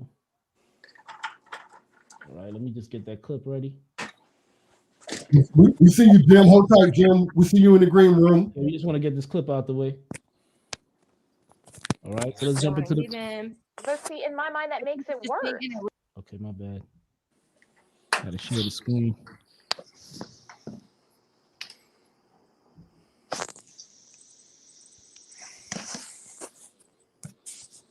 So here we go. This is us talking about Jada Pinkett and Will Smith and what's that, August Alsina entanglement? Yes. Let's jump into this clip. Relationship with somebody. I don't think it has anything to do with age or anything. It's just when you're with somebody for such a long time and you understand that they don't complete you, or you know what Tyler Perry said it the best, 80-20. We always gonna be like that, 80-20. I understand that, but that almost makes it worse the way you just broke it down, because she thought she needed something from him, so she took it and then cast him aside. She wanted some young dick. Okay, let's just go ahead and say it. Let's just go ahead and say what it was. If they have an open relationship, she preyed on the young man and his weakness. Yes, she played the game and got in his pants. That's what she So wanted. Will just wanted some white pussy then, because he was messing around with that other. I think she's a white girl. Probably. If it's So the rumor goes that Will has been with Charlize Theron, Eva Mendes, Liza Koshy, and you have no proof. I'm missing somebody. Who? No. Unequivocal proof. We have no proof. It's all alleged. It's all alleged. At that red table, they were insinuating something, dialect. Huh? They were, because Will said, "I have to get you back, Jada," and she's like, "Well, you've got me back several times." Oh yes. Will was serious. You could see that was the Will was serious. Will now, Carly, do you? Men cannot handle the same hurt that a woman dishes out to Thank him. you. Straight facts, right? That's straight facts. It will hurt him for the rest of his life. Maybe it took him 3 bitches to get over Jada, but we gotta think about this. Will Smith was already in his feelings because he was trying to get over Tupac fucking Jada's ass, and then that was a big shoes to fill. And then he went to Will. So allegedly, the fact, I mean, he straight up said it on the Breakfast Club that he felt insecure with Jada coming in there. So with that being said, if the foundation was not already set, or they had already came into that relationship stating, hey, and there's been rumors about Will Smith being gay too, right? That too, allegedly. That's true. That's true. Whatever it may be, right? Whatever. No, that's true. We don't know, right? And at the end of the day, people, whatever. The views expressed on Hip Hop Citizen by you, Carly J, is not contributing to Hip Hop Citizen at all. All the views. Direct all your letters and tweets. Real quick, I'm the OG over here. Okay, remember how you came up in here. Okay, so chill. Chill. Okay. How did I come up? All these. The same way I leave. Peace. Yeah. He would always get in his feelings, y'all. So we're just gonna excuse David right now. Ladies and gentlemen, that has. There you go, John Harp. That's one of your favorite clips right there. We need a bomb. We need somebody to drop a bomb after that one. Another one.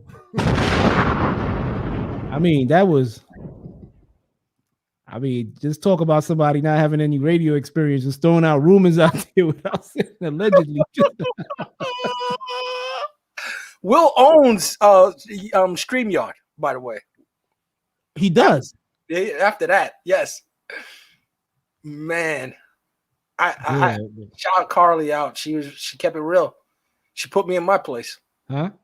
Yeah, that was the first time I think she out Dave. Yeah. You know? Well, I had no comeback when she told me she was the one that put me on my feet and taught me how to walk. Yeah. You want to bring Jim in, Don Juan? Yeah. While I get the other clip ready? Yeah, let's bring Jim in here. Hey Jim, let's go ahead. Let's go to the floor. We got somebody in the green room. Let's go ahead and bring Jim in. Jim. Jim. There we go. We're on. Hello. When did you start watching the program? The fuck, man. Hey, did you hear the question, Jim? In Arkansas? Memphis? God damn it. Hey, go out and come back, Jim, please. Yeah, come back in, Jim. Log out, come back in, Jim. You have a Wi-Fi or something glitch. You know, dialect. Can we cut people off? Yeah, you cut them off. I mean, I think in 2021, guests or call-ins, if you're not how can I say informed with the show, we're gonna hang up and you can call back in and you could try again. Because there's a couple of times I think dialect, you should have hung up on Black Math, shout him out. You know, me and Black Math got over our hump, but as I watched the clip, if I go like this dialect, you gotta hang up on whoever it is. Guess, call in, whoever. They gotta know this is my goddamn show. Wow. I don't care if it's John Harp. If I go like this, it's time. It's cut. Cut them. I don't want to hear no more. That's it. That man, woman, or child. The only one that can stay on is Jesus Christ himself. My bad. I had the damn mic on mute. So yeah, what Dave is referring to is his Juneteenth episode where he got into a heated argument with one of our guests. So I'm gonna jump into that clip when things go left. It was actually, I don't think, was the interview ever good, Don Juan? I think it started off rocky. Well, I was confused. I didn't know what was going on. I was too. Okay, here we go. I'm gonna start it off. Look at them curls. My grandfather, but my great grandfather AI, he was actually the leader of the plantation. He was not. See, I didn't hear spiritual leader. Great grandfather whipped slaves? Excuse me? Did your great grandfather whip slaves? Whoa. I said my grandfather was a slave. I didn't say he was a slave. He was a slave. Don't do that. Don't play with my family. If he ran the plantation, why would my family whip slaves? I'm just saying. My family never owned slaves. My family never owned slaves. Do not ask me if my family whipped slaves. What I asked you was, you said he ran the plantation. He was the leader of the plantation, not spiritually. Of the black individuals. And I said under the priest. I said that the priest. I said that the preacher ran the slaves. My grandfather was under that, bro. We wasn't no house niggas. We ain't never whipped no slaves. I thought when you what said are you talking about? What you talking about? Ran the plantation, I thought he was a part of the organization. No. Ran the plantation. Nah, you got it fucked up. I didn't. It's only a question. If I don't understand, I gotta ask you. I did not insinuate that. You're misconstruing my information. No. Dialect, let it run. I thought you said you gave me the symbol, man. That's when for the future references, when they get out of hand like that and I go like this, you gotta cut signal me to cut it off. I could keep it. No, let it run. Let the people see why we got the signals now. I did not insinuate that. You're not misconstruing my information. If I don't understand it, I've got to ask the question. That's it. Yo, you can understand it if you're listening. You're too busy trying to speak next instead of trying to listen, brother. I was listening. You're trying to speak next instead of trying to listen. Hey, bro, continue your story or we can move on.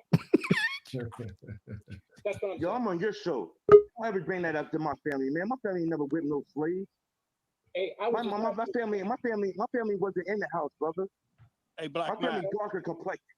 You understand me? Black Man. He was outside. Who's doing the colorism now? Who's doing the colorist now? No, I'm not paying for you. Look at Architect's face. My children are mixed.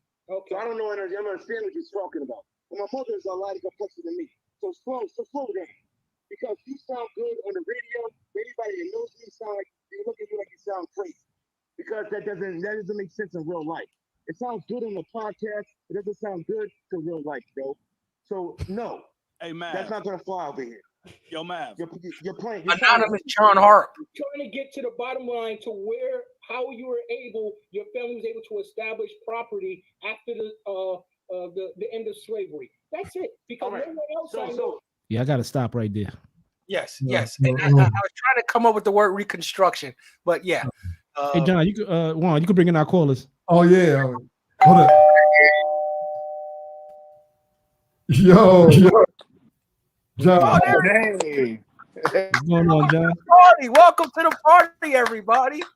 This has turned out into a fantastic anniversary. Thank you, everyone. Now, I want to ask Sean P. Sean P, you there? Oh yeah, let me get on my bad. Sorry. Yeah. Do you think Dave was out of line for asking him if his granddaddy No, was slave? the funniest part about all of it was dude's mic was messing up. So he didn't hear the whole sentence. So they went off they're arguing about two different concepts. It's like looking at a parallel universe. I'm like, what the hell are you saying? And what the hell are you saying? So they're arguing and they're not understanding that they misheard each other. So that could have gone ugly, man. And it makes you wonder. It was like an episode of the Boondocks or something. Yeah. You know what I'm saying? It was like madness. Like, you hear left, he heard right, and they both went the wrong way, and it was chaotic. Yeah. And he was passionate about it too. He didn't wish sit you guys back and say, "Oh, let me repeat that. Let me make sure." There was nobody. Yeah, it was weird. It was funny though. So, but y'all squashed it, so that's good. Yeah. Nah, they ain't squashed it. I had him on the show. I thought I heard leader of the plantation. That dude needed an intervention. No, but you listen. That went somewhere in his soul, man. His ancestors are speaking through him, man. His great granddaddy AI, man, was turning in his grave when you said that, man. He was trying to tell you he hit a soft spot, and Dave would just dig it in. But do you see how he like digs in, ease up, and then digs in again? Yeah, that's Dave's style, But I think if you're like an entertainer, anybody, you got to learn to deal with those tough questions, right? He just automatically went to the offensive, He questioned his gangster, and he wanted me to see his gangster. I think at a certain point he wanted to threaten my life, but he held himself back, and he was nice. And they did make up though, because he came back a couple of weeks later, and he did a show with Dave, and they made up. So everything was good. Yeah, I was worried about that dude's personal safety after that show. Like I thought, he needed some help. Like that dude, that wasn't gangster. That was something else. I think so too. Your Black man. No, he the show and he explained himself. He said he was out of line and he got crazy, and that's why I had him back on the show. But I explained several times that he didn't even need to come back on the show. If he felt that that's the way that he thought my question was coming off, where I was questioning his gangster or his authenticity, I want him to feel that way. I didn't want him not to feel. I just wanted him to allow us to have back and forth a more of a give and take instead of him, because that's not an interview. That's just filibustering, and that's why we got the code now dialect. Anybody that comes out here filibustering is done. You said filibustering? Filibustering. Except me. I'm the only one that can filibuster on this. Hey, Jim, we'll bring Jim in there. Hey, what did you think of that, Jim? What am I thinking about? Narrow it down. Did you see the interview? The clip from our anniversary clip of the interview between me and the artist and activist Black Mav? I don't know, Jim. Well, I will say I was in. Okay, the answer to your immediate question is no, but I will say that I was in here before that panorama, and I'm here after the panorama, and I will say that I'm here after the panorama because I thought you needed a whipping boy. And me being white, of course, I thought that I might be a perfect whipping boy. But apparently, when I came back in, I found, unbeknownst to myself, that you did not need a whipping boy and you took your shit out on someone else. So I'm here, lovely as always. Jim, And not do you think we needing passed to the be panorama? whipped. Do you think we passed the panorama? I think that what you should unleash on me has already been unleashed on whoever you were talking to. Fair enough. Fair enough. Don, dialect. What do we have next? Let's skip ahead. No, we were playing clips. It's the anniversary. You're in exclusive territory, my friend. You're in the VIP right now. You're out of the 6. You're hanging out with us on this. I don't know what that is in the background. You're hanging out with us on the anniversary. This is our first. This is our inaugural anniversary. And I appreciate you. I don't know if that is you or if that's someone else. Don't even worry about it, dialect. Just play the next clip. Oh, damn. No, that was no, you hit him with one of them. Nah, I think for some reason. No, he's there. He's still there. He's still there. You could bring him back in, Juan. I think it's Sean. I think it's Sean's phone. When I gotta mute it real quick. House, like, come on. Then they talk to me. Until then, fuck that. Okay, Jim. We're gonna play another clip. I want your opinion on this clip that's coming up, please. All right. So this I'm is gonna give it to you raw. Where we talk about the Yeezy slides. Pause. Raw. Here we go. I love the boot buckle slippers, man. Yo, them joints had the clip on the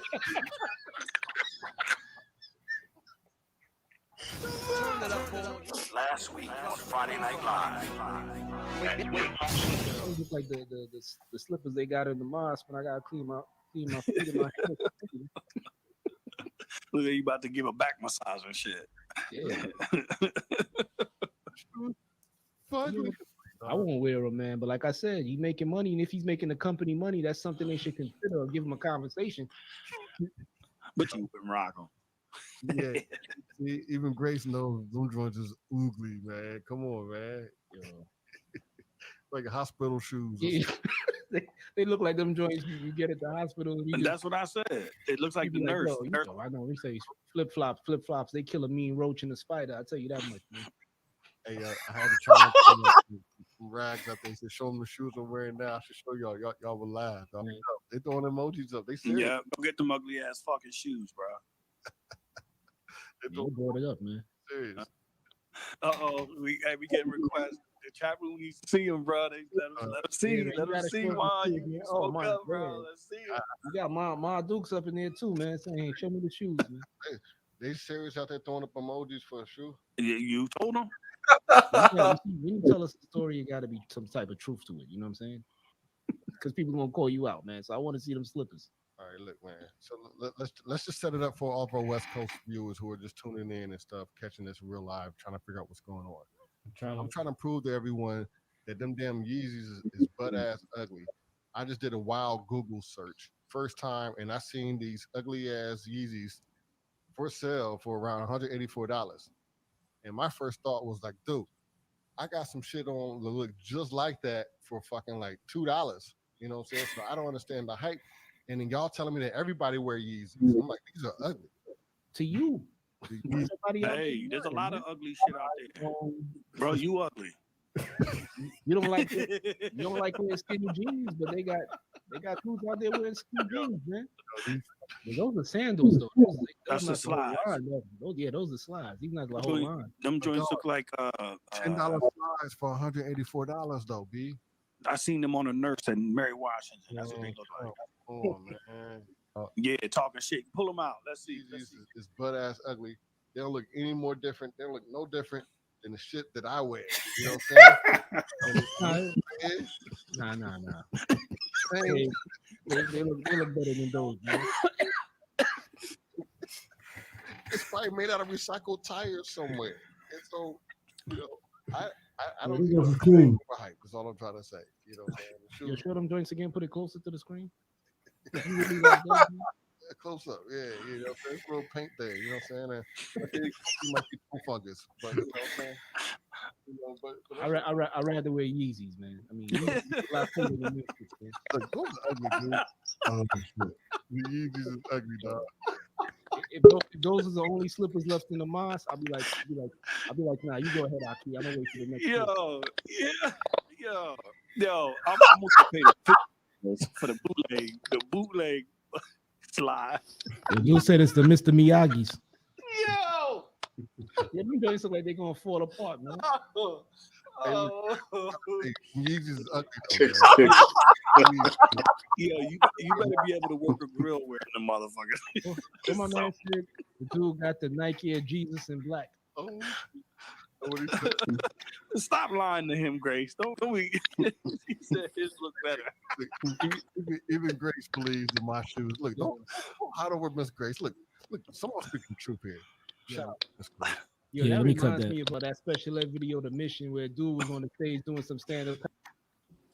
Oh, that shit was kind of funny. Yo, those was chocolates, man. Yo, where's Bates and Gonzalez at, man? I mean, goddamn, they dropped off. Yeah. I think the other guy was who was that? Interstate Snake. Yeah, I call him the Mr. Miyagi's. Got to send emails out to these guys or some Facebook invites. What's going on? But yeah, that Babyface Don Juan, that was good. So the question is, are those slides retired at this point? Hey, look, you know what happened was, I had a hot-tempered girlfriend, and she do some paint on them, and they're destroyed, man. And but luckily, saying they didn't cost much. All right, she did you a favor with getting rid of those. Yeah, man. You couldn't wear with socks, could you? Yeah, I lost a couple of socks with them joints. Them are sock killers. Oh yeah, because they got that little separator. They got the thong in there, man. A little slipper thong. But I always wear the socks, though. I always wear the socks because you never know the shit on in the dark. You know what I mean? Those slides. You're not allowed to wear lotion on your feet with them slides. You got to have ashy feet with those slides. Damn right. Powder. Hey, John, you ain't lying, bro. Hey, man, but real talk, man. Those are the swamp joints, man. We on low level ground here in the South, man. So you got to wear some shit like that for them swamps. We having floods and shit out here in Texas. Now no grown man supposed to have nothing between that big toe and that middle toe. Nothing. Never in 1,000 years. Yo, I thought the back of your heel ain't supposed to show either, man. I've heard that before too. Hey man, hold on. What's all this man etiquette? I ain't never heard of this. You ain't never heard that, man? Nah, this is the first time I heard that shit. You're not headed to a beach, which you out here in the. That's funny though. Yeah, what is it? Metrosexual vibe? Yeah. Yeah, unless you in a facility that requires something between your toes like that. Hey, look, or you got these on your arms. Hey, Sean, Baltimore. I was gonna say you gotta be metrosexual to know those rules, man. No, I mean I could get cleaned up, but I mean, come on, bro.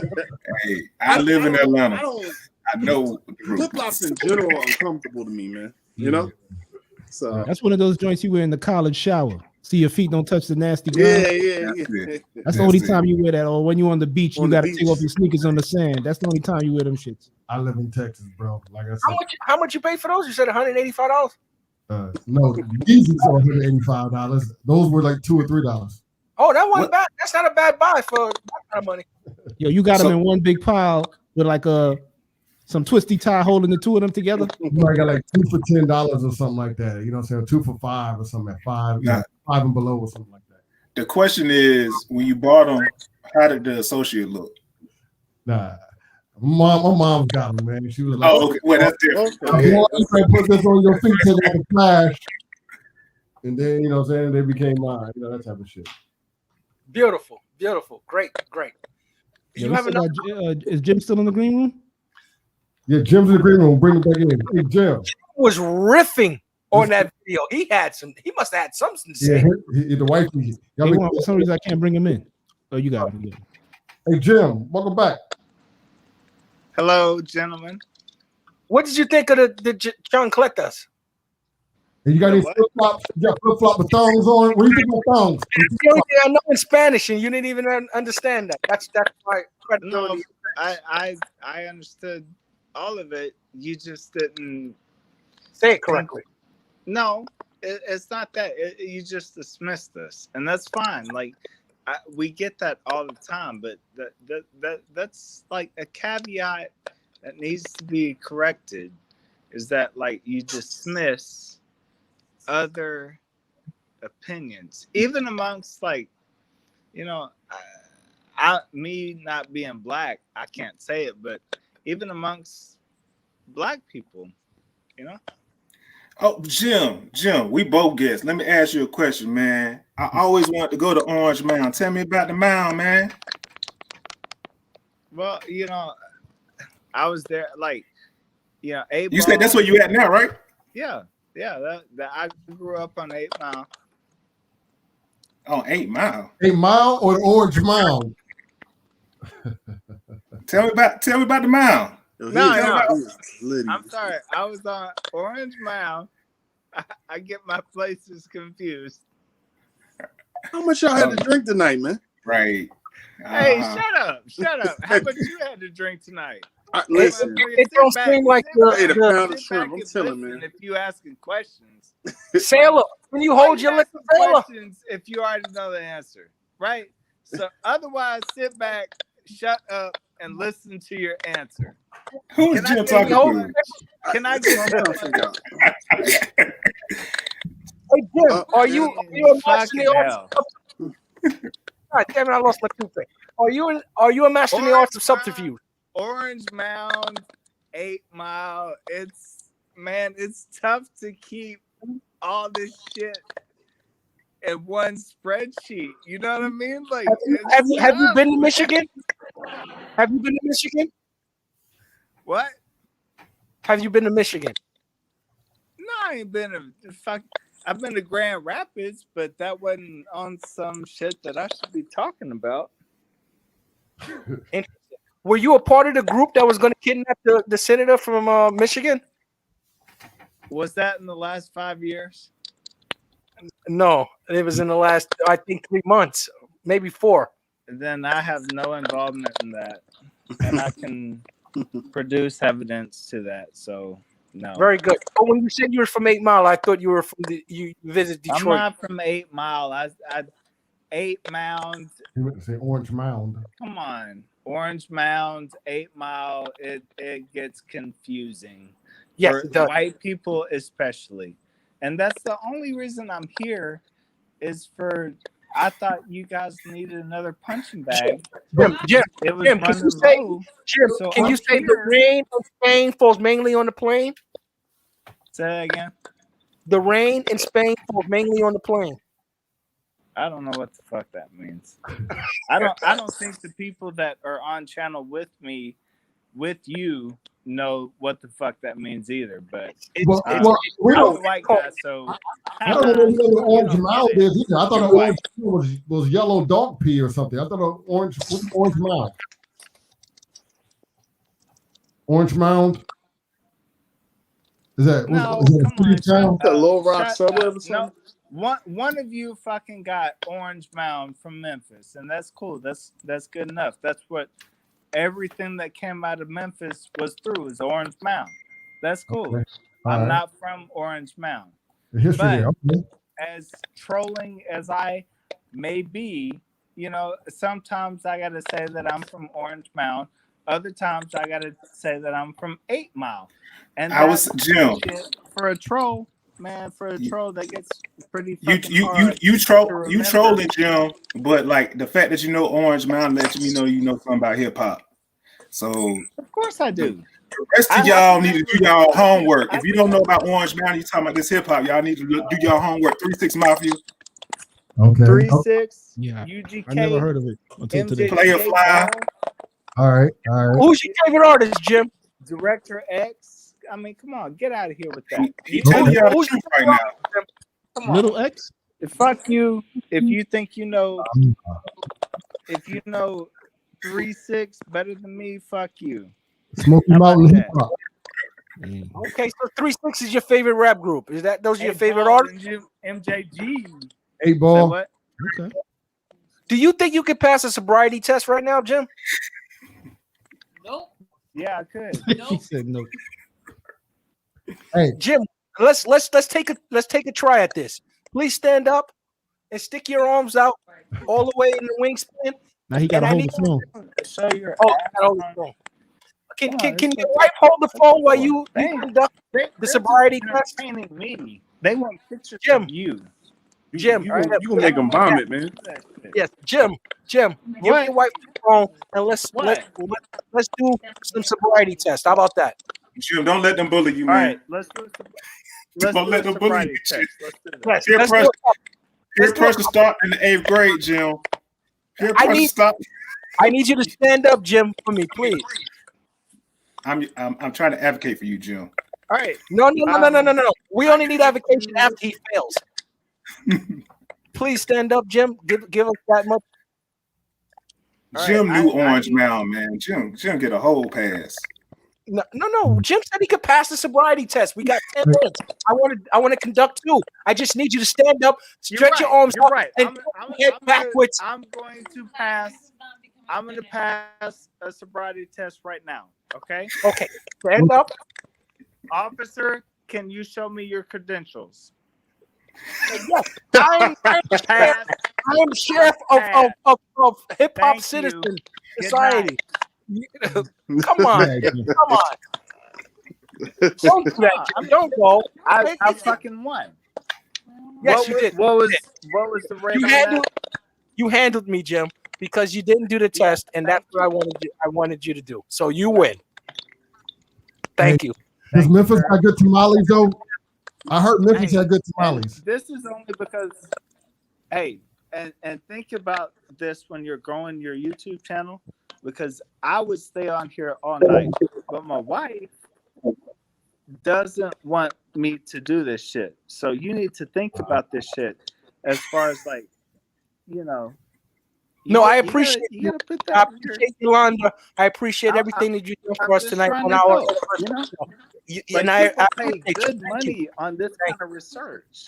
What I was trying to do, Jeff, was I was trying to have a little fun with the sailor, and I was trying to do a little sobriety test. All I was going to do is have you touch your nose with your 2 arms, with your head tilted back, and see how that worked. That's all. It's just as simple as that. I wasn't going to actually do the alphabet backwards.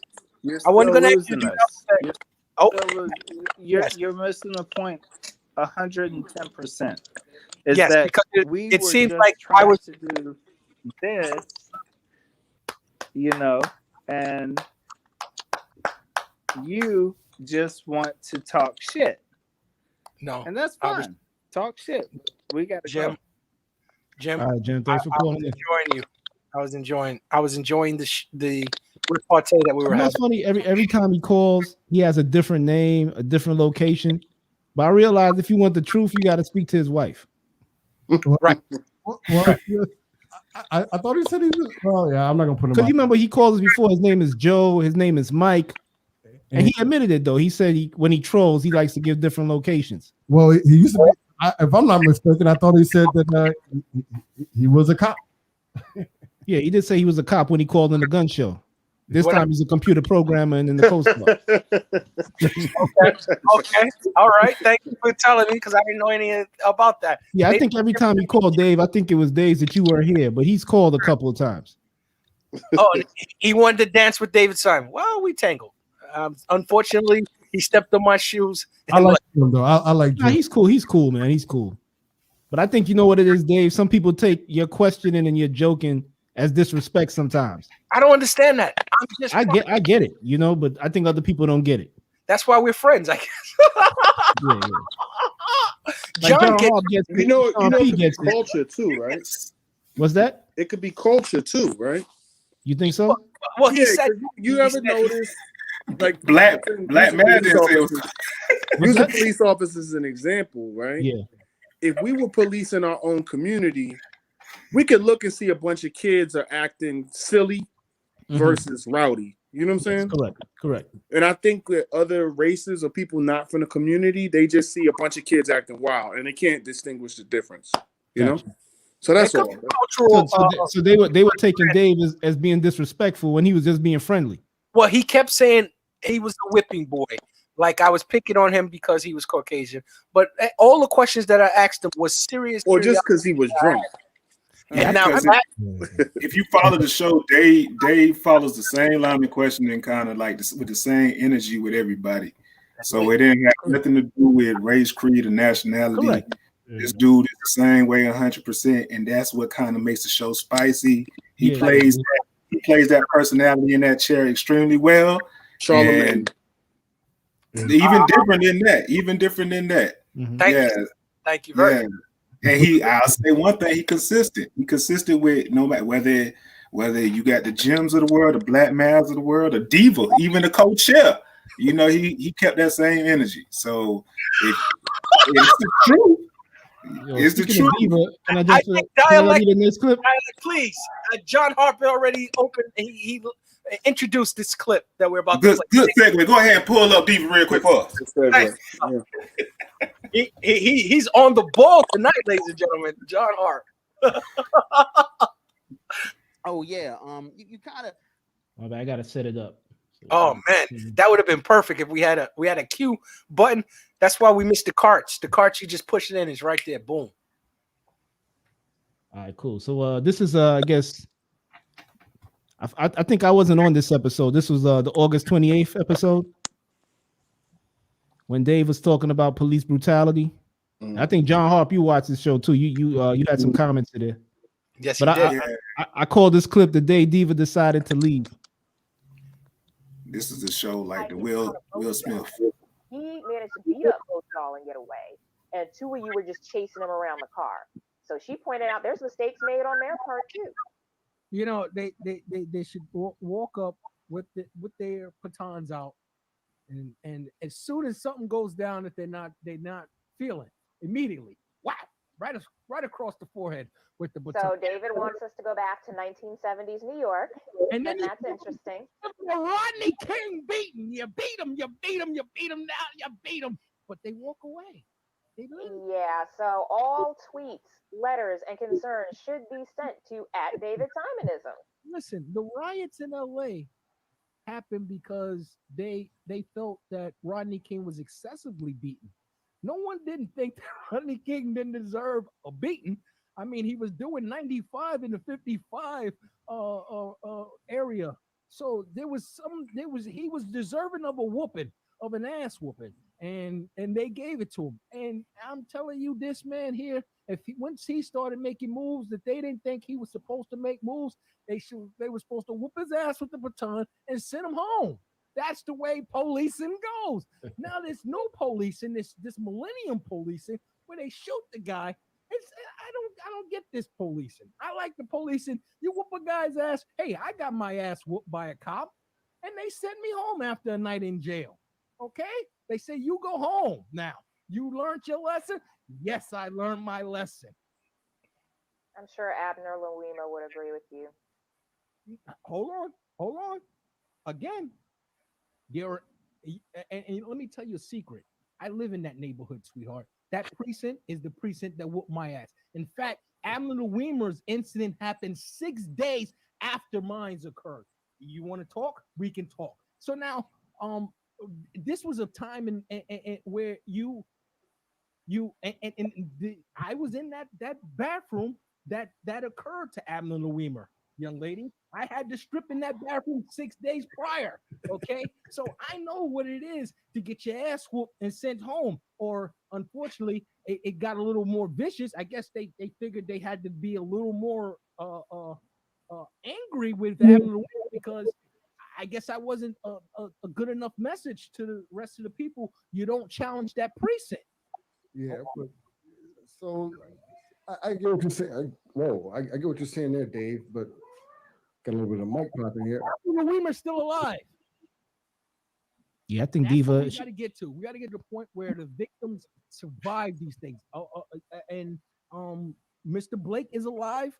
Hopefully, he'll be able to walk again. That would be even more fantastic. I don't know how much of the paralyzed is for purposes of they want justice for what the police have done, or how much of it was that the lawsuit that's pending. I don't know. Hopefully he'd be able to walk again. And next time baton him instead of shooting him. We got to go back to the batons. They're going to whoop our ass. They're going to do what they feel they have to do. The only thing we want to do is that the victims survive. That's where we are now. Yeah, Dave. I'll have whatever you had tonight, man. According to John Harp, I'm drinking some slave tea tonight. I don't know. A slave, they didn't want to kill it because it was a good worker. You understand? They seen value in a slave, so they would whoop the slave's ass. Once they lost value in the slave, they hung him from a tree and he became a strange fruit. We don't want to be viewed as unvaluable where they kill us in the street. We want to be viewed valuable where they only whoop our ass and they send us home. That's where I'm at. Diva hates me to this day. I'm not sure what you want me to say to that. No one's here to agree with me. I'm not. If you guys agree with me, then I'll be out of business. You understand? I'm here to tell you the exact way it's supposed to be, how people should think about things, not how it's how the proper 100% great way life's supposed to be. I'm not here to give you rainbows in a promised land. I'm here to tell you how it is. You want to make it home, you take an ass whooping, you go home. We got to convince them, whoop ass, send them home. Don't shoot and kill. Beautifully stated. I look a little bizarre. It's like you can't believe that I'm saying these things. I come across with some sort of intelligence, and then yet I say things that seem so radical and disrespectful. But it is the truth. There's value in the individual when they only whoop them and not kill them. It goes back to the slave days. Thank you, Architect 7. I have to acknowledge you because you're the only one that recognizes that I'm not being facetious, but I'm actually telling you the actual truth.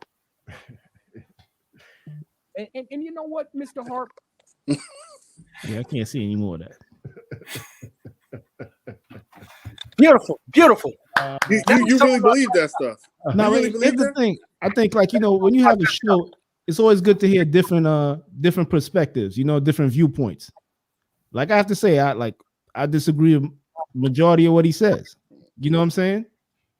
I don't agree with it, but well, then let me ask you a question. If you only have two choices, be getting shot and killed or getting your ass whooped, which one would you take? Neither. Why do I have to choose? I'd rather be treated like. No, I don't have to choose that. No, I don't want either one. You only got two choices. Ain't no. Listen, there's never a situation where it's only two choices.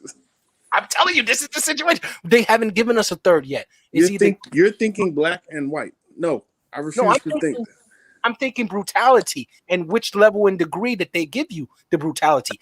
My brutality is a low degree of an ass kicking and you send home, just like they did in the early days. The degree of the nth degree where they're killing our people, that's the one I'm trying to stop. I rather you know what I just heard? And being shot. You know what I just heard? Would I prefer slavery or Jim Crow? I don't want either one. Correct.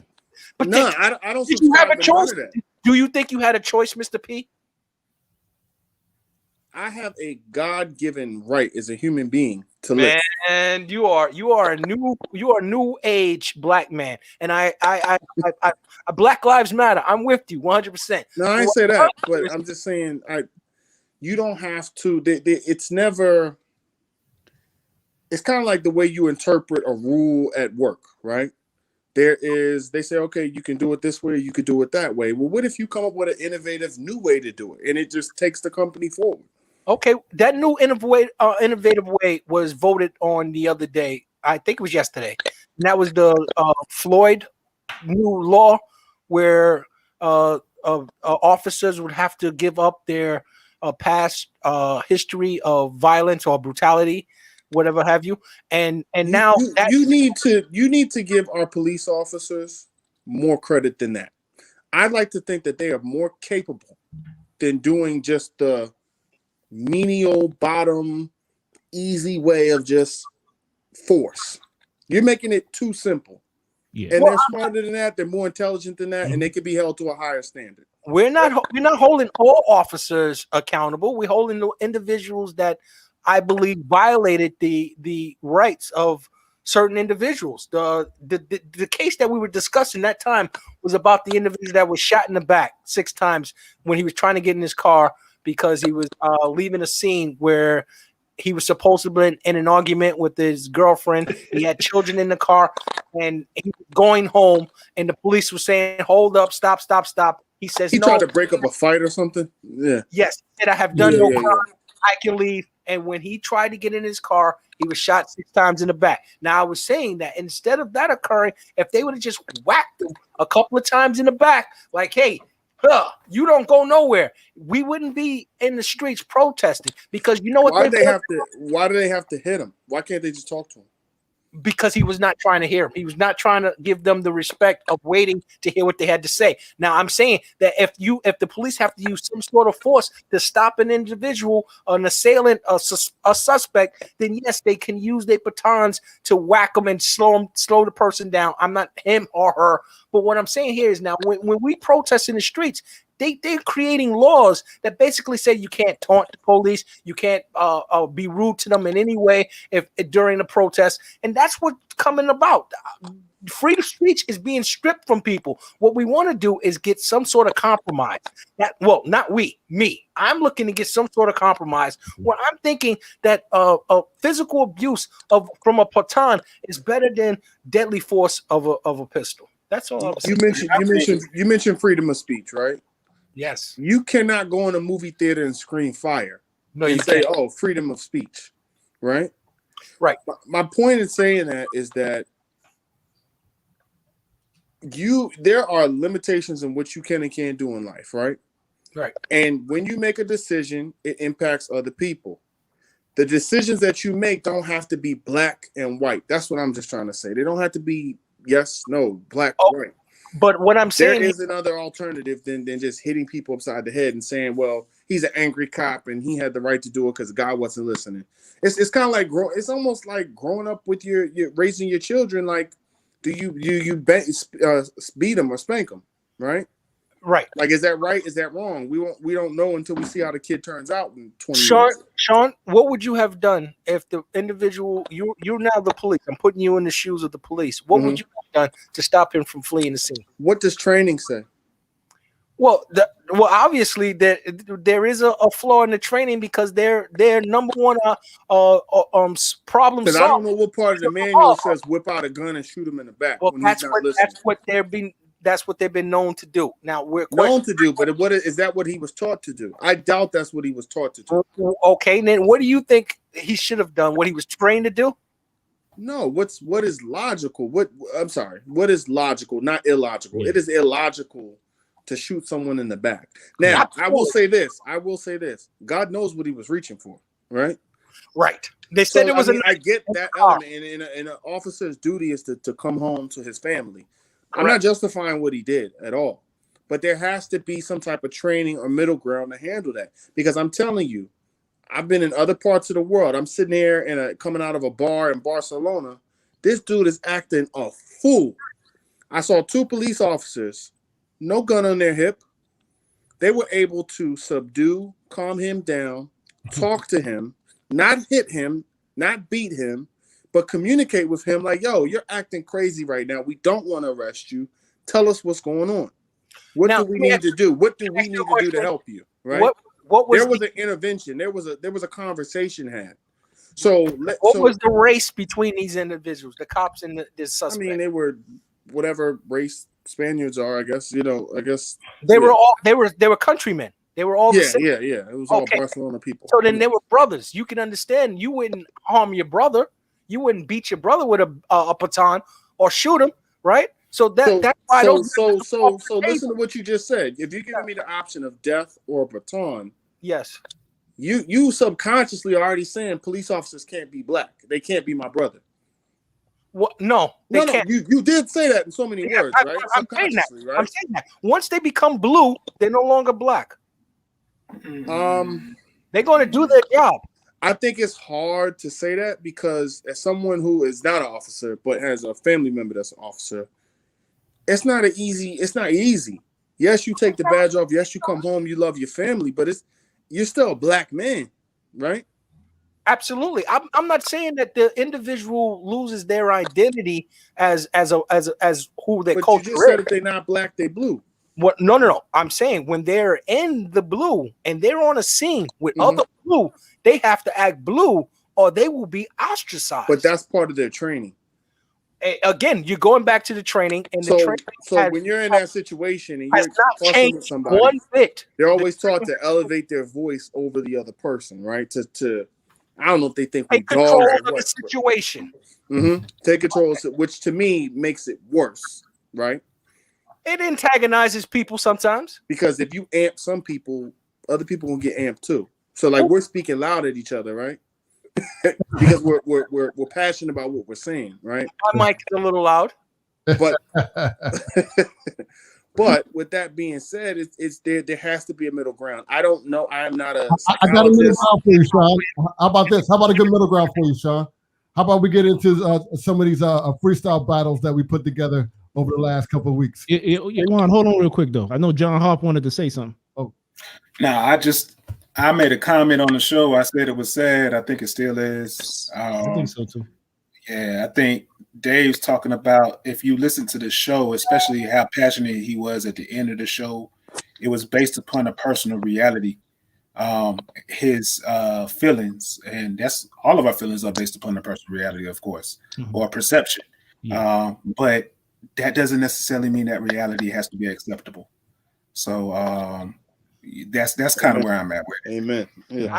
I agree, but if I'm given two choices, I'm going to take the less of the evil. But brother, you deserve so much more. That's what we're trying to tell you. That's what the protest is for. That's what the law is for, to stop the protesting. See, it's a vicious circle, what I'm saying, Mr. P. And what we're gonna find out at the end of this circle, when we stop at the mulberry bush, we're gonna find out we only have two choices. And unfortunately, hopefully we rise up better than that. But right now, currently, those are our two choices. And I wish the baton comes back. We haven't had no fatally shootings in what? 2021. I haven't heard anything in 2021 yet. There's been some. No, there's been stuff popping. There's been some. Yeah. The school opened up. Okay, so then I got to get on my soapbox and promote the baton more vigilant than I've been. You don't need no baton, man. Just Yeah, be better man. policing, man. Well, welcome to hip And it's hop. not an easy job. It's not. I mean, if there are any officers listening, listen. No, who wants to wake up, hear bullets, and run towards them as opposed to away from them? You know what I'm saying? That's a tough job, man. Well, in That's that not a job case, I want to there do. should be shooting from the officers. If there is bullets being fired at them, there should be return fire. 100%, I'm behind that. I don't care who it is.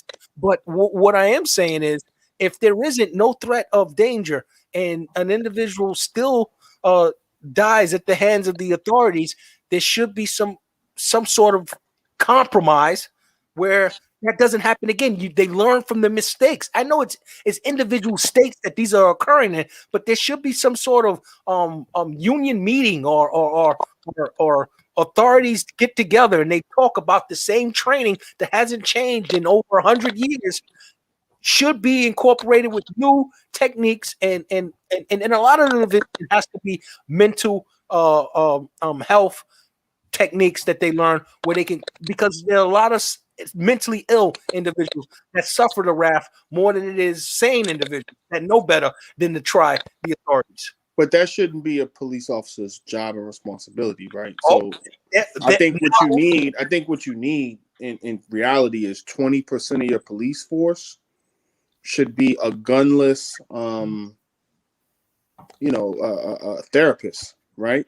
They're an officer, but they're like a division of officers. The 20% of the force needs to be people who are specialized in mental health, and they're deployed in the area so that if a call, when they call for backup and 5-6 cars pop up, one of those cars needs to be, somebody that is a licensed therapist.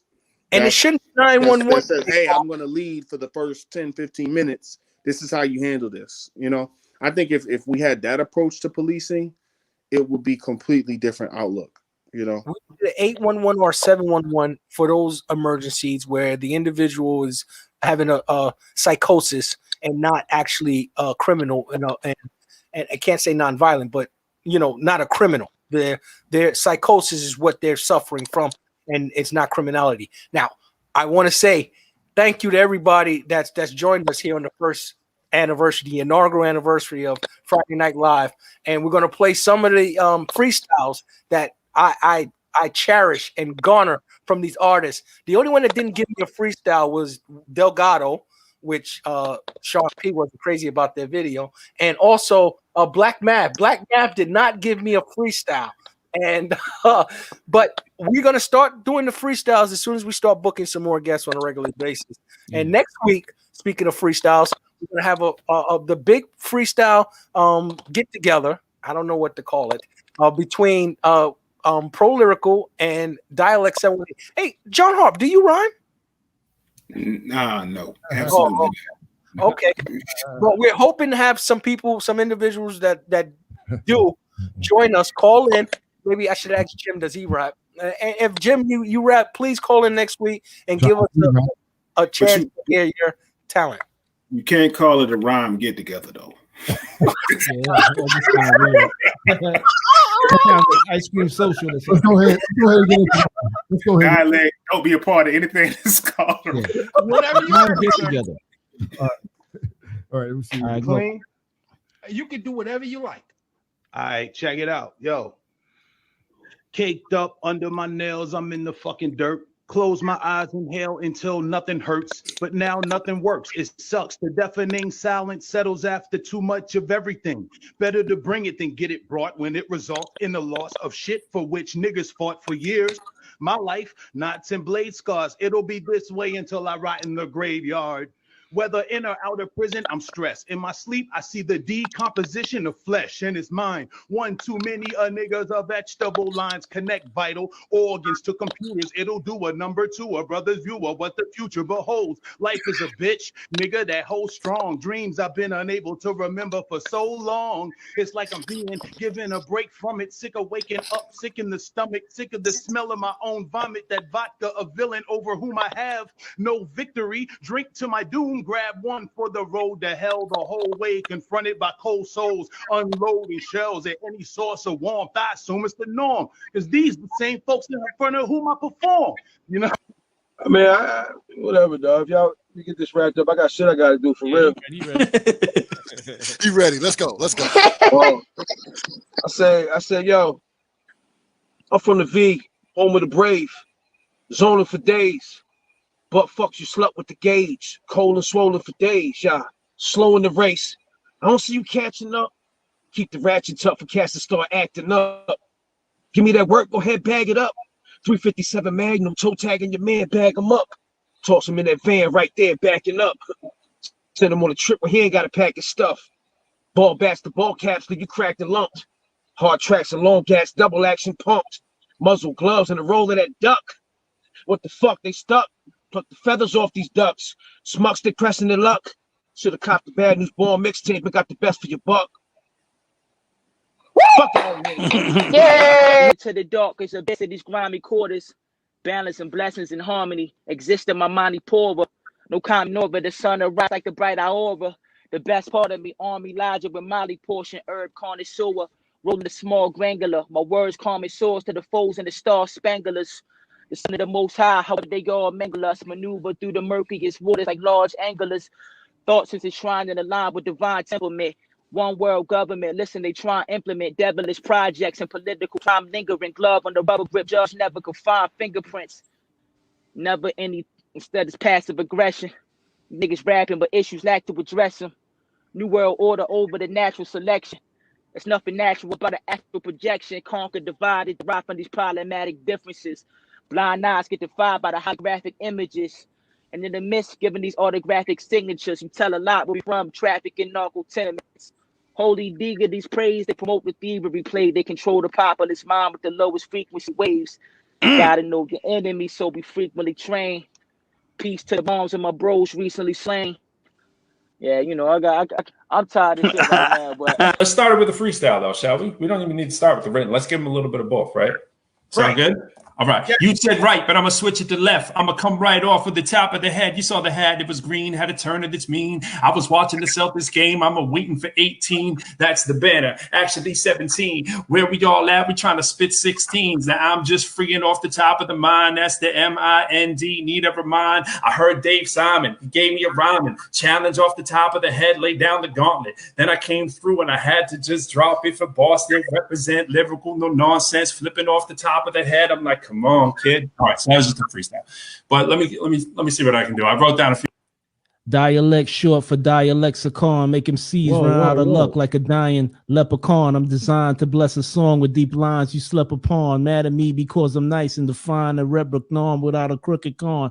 Be legit with explicit lyrics, not for simple-minded cats. This mental midgets, this misfit spits hits hotter than your furnaces. That be affirmative. I'm hoping to convert to is long and learn the wisdom to drop you with bombs. I'm dropping lyrically and spiritually remain calm like seas without waves. Sun and cats like seas that I raise for my breakthrough performance on a CD that I blaze. I never cease to amaze, leaving heads with their mouths hanging. I'm outstanding, now planning to blow like loud cannons.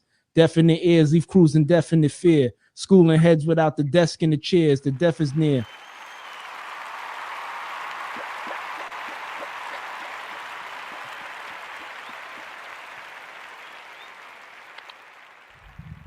Nice. Yeah. Yes. Yeah. It's pretty dope, man. Dialect. What's up? Dialect. Illicon. The Illicon. Illicon. What was the boy name? Yeah, Illicon is nice. Those. I like those two, man. Those are my two favorites. All yes. We are conscious. Ill-conscious was a good one. Illicon be more. That's Baltimore. Yeah, Ill-conscious is Baltimore. Yeah. Oh, he is. Yeah. Oh, even see, look at that. It's just luck of the draw, right? Home team, baby. You know what? It's 1:20 in the morning. We did a fantastic show. We did a great anniversary. We played some clips. We had a great guest in Jim. Yeah, I got one more freestyle though. Oh, okay, fantastic. I'm sorry. One more freestyle. Don Juan forgot to play, man. Oh yes. Wait a minute. Oh, you have two more then. Three more. Yeah, I got two more. Okay, let's hear it. We'll get your music out, man. We're gonna put you on the website. Hold on. Milton, are you too big to us? Oh nah. I've been trying. That's my dude. I've been trying. Niggas be lying. What these young is dying. They mama's crying. If he try to fire me, then I'm fine. Ain't know the jungle had lines. A small part. How the hell did I survive? Yeah. If God rolling, I'm a ride. He knows something is right. Yeah, that's on my side. You feel me? Hey, if y'all want more music, stop there. You feel me? You know what? That may actually sound good in a studio. Yes, it did sound good in the studio. Live, that live? No, sir. That ain't gonna sound good in this. The jungle be lying. I could like you put some auto tune on that, spruce it up, engineer it right. That's a hit, man. I agree, Sean. Now he came back and played us one of his songs that was recorded. It was pretty good though. Okay, good. Yeah. But that live? No, sir. No. You know the jungle got lions? He said, you know the jungle got lines. Niggas be lying. That's the best part. I like that. See, that's all you need is you don't gotta have a good verse. You just gotta have a good chorus, man. Yeah, we gotta show one more freestyle though, man. I ain't gonna call her the first lady of Hip Hop Citizen. She probably like what? The 17 co-hosts we got to join and leave. All the ladies in Hip Hop Citizen. Oh, I can find the beat. Yeah, these guys are. Yeah. Are you gonna do acapella? Okay. I can find a beat on title. Now you know what? We gotta shut down. Well, I can do my song "Ohio Girls" because. Oh yeah, I got it for you. I got longer for you, Alana. I don't know how much longer you need it, but I got a good minute for you now. You know, it didn't take long to put it together. Here you go. Shout out to my Ohio girls.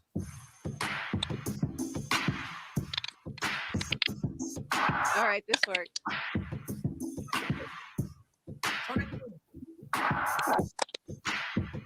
All right, this sound goes out to all the girls in Ohio, even the nasty ones. I'm looking for a man that'll rub my feet. If he give good head, I'ma let him be. I'ma make his face my favorite seat. And we need to fuck every day of the week.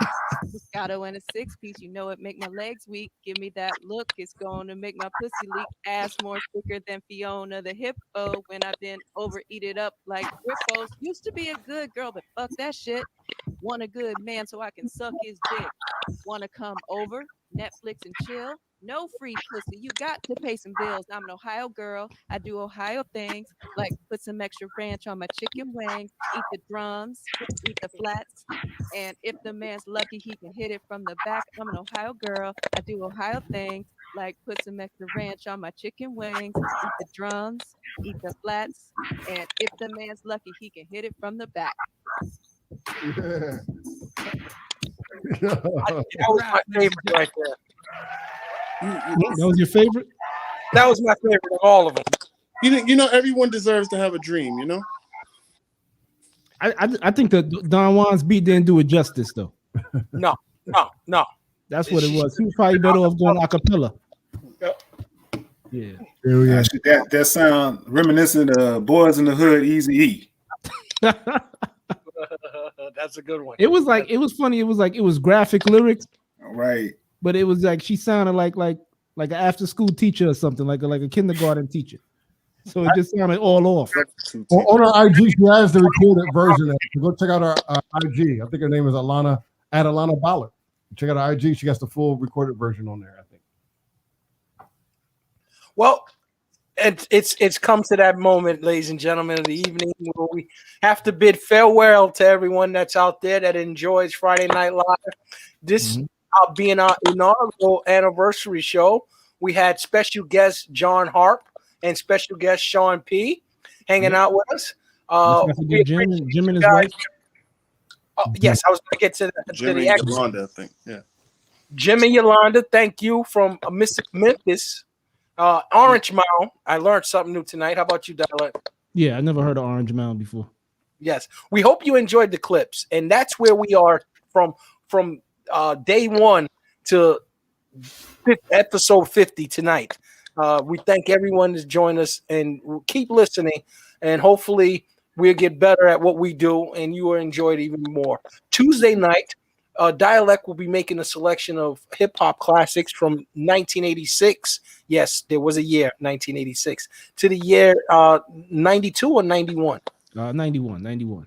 To 91. Join us Tuesday night from 9 to 11. We're going to have Twitch. On Twitch only. Yeah. Twitch only, live only. We're going to have a fantastic program for you that night. And I'm David Simonism, and that's all I have to say. Everybody else, please. Yeah, before John and Sean sign off, you guys want to shout out your social media? No, not really. But congratulations. Y'all have been entertaining over the years. I had to come through and show love on the little the anniversary show. Keep going strong. Y'all are entertaining. Y'all spice up these COVID-19 Fridays. All right. So definitely appreciate everybody. Appreciate you, brother. Thank you. Yeah, fellas, just want to say whenever my phone notifies me, I try to tap in with you guys and check it. Sometimes I miss it, and I'm like, oh man, I missed the show, but definitely whenever I do catch it, man, always love good hosts, good vibes. I love you guys' perspective. You bring the intellect with the hip hop, and you put the two together, and that's just perfection, man. I really appreciate it, man. All right, man. Thank you, brother. All right. Good night, fellas. Good night, sir. All right, fellas. So I'm at Dialect718. You can find me at Dialect718, Instagram, Twitter, Twitch, and you can also find me on Facebook, HipHopCitizen. Yeah. And of course, Don Wandy Mac, man. Wherever HipHopCitizen be, that's where we be, man. That's where you catch me. I'll be the first to say it. I love you guys. I love the people that listen. I love you all. Thank you for a love fest. Until next week. Okay, so I guess we'll close out with the Delgados. Okay, and we'll see you next week for the big get together. Peace. So.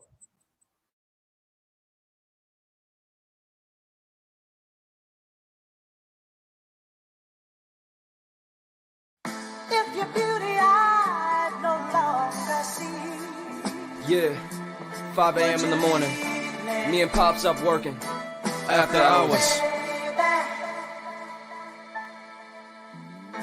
And if I thought it best to set you free, yeah, would you hate me?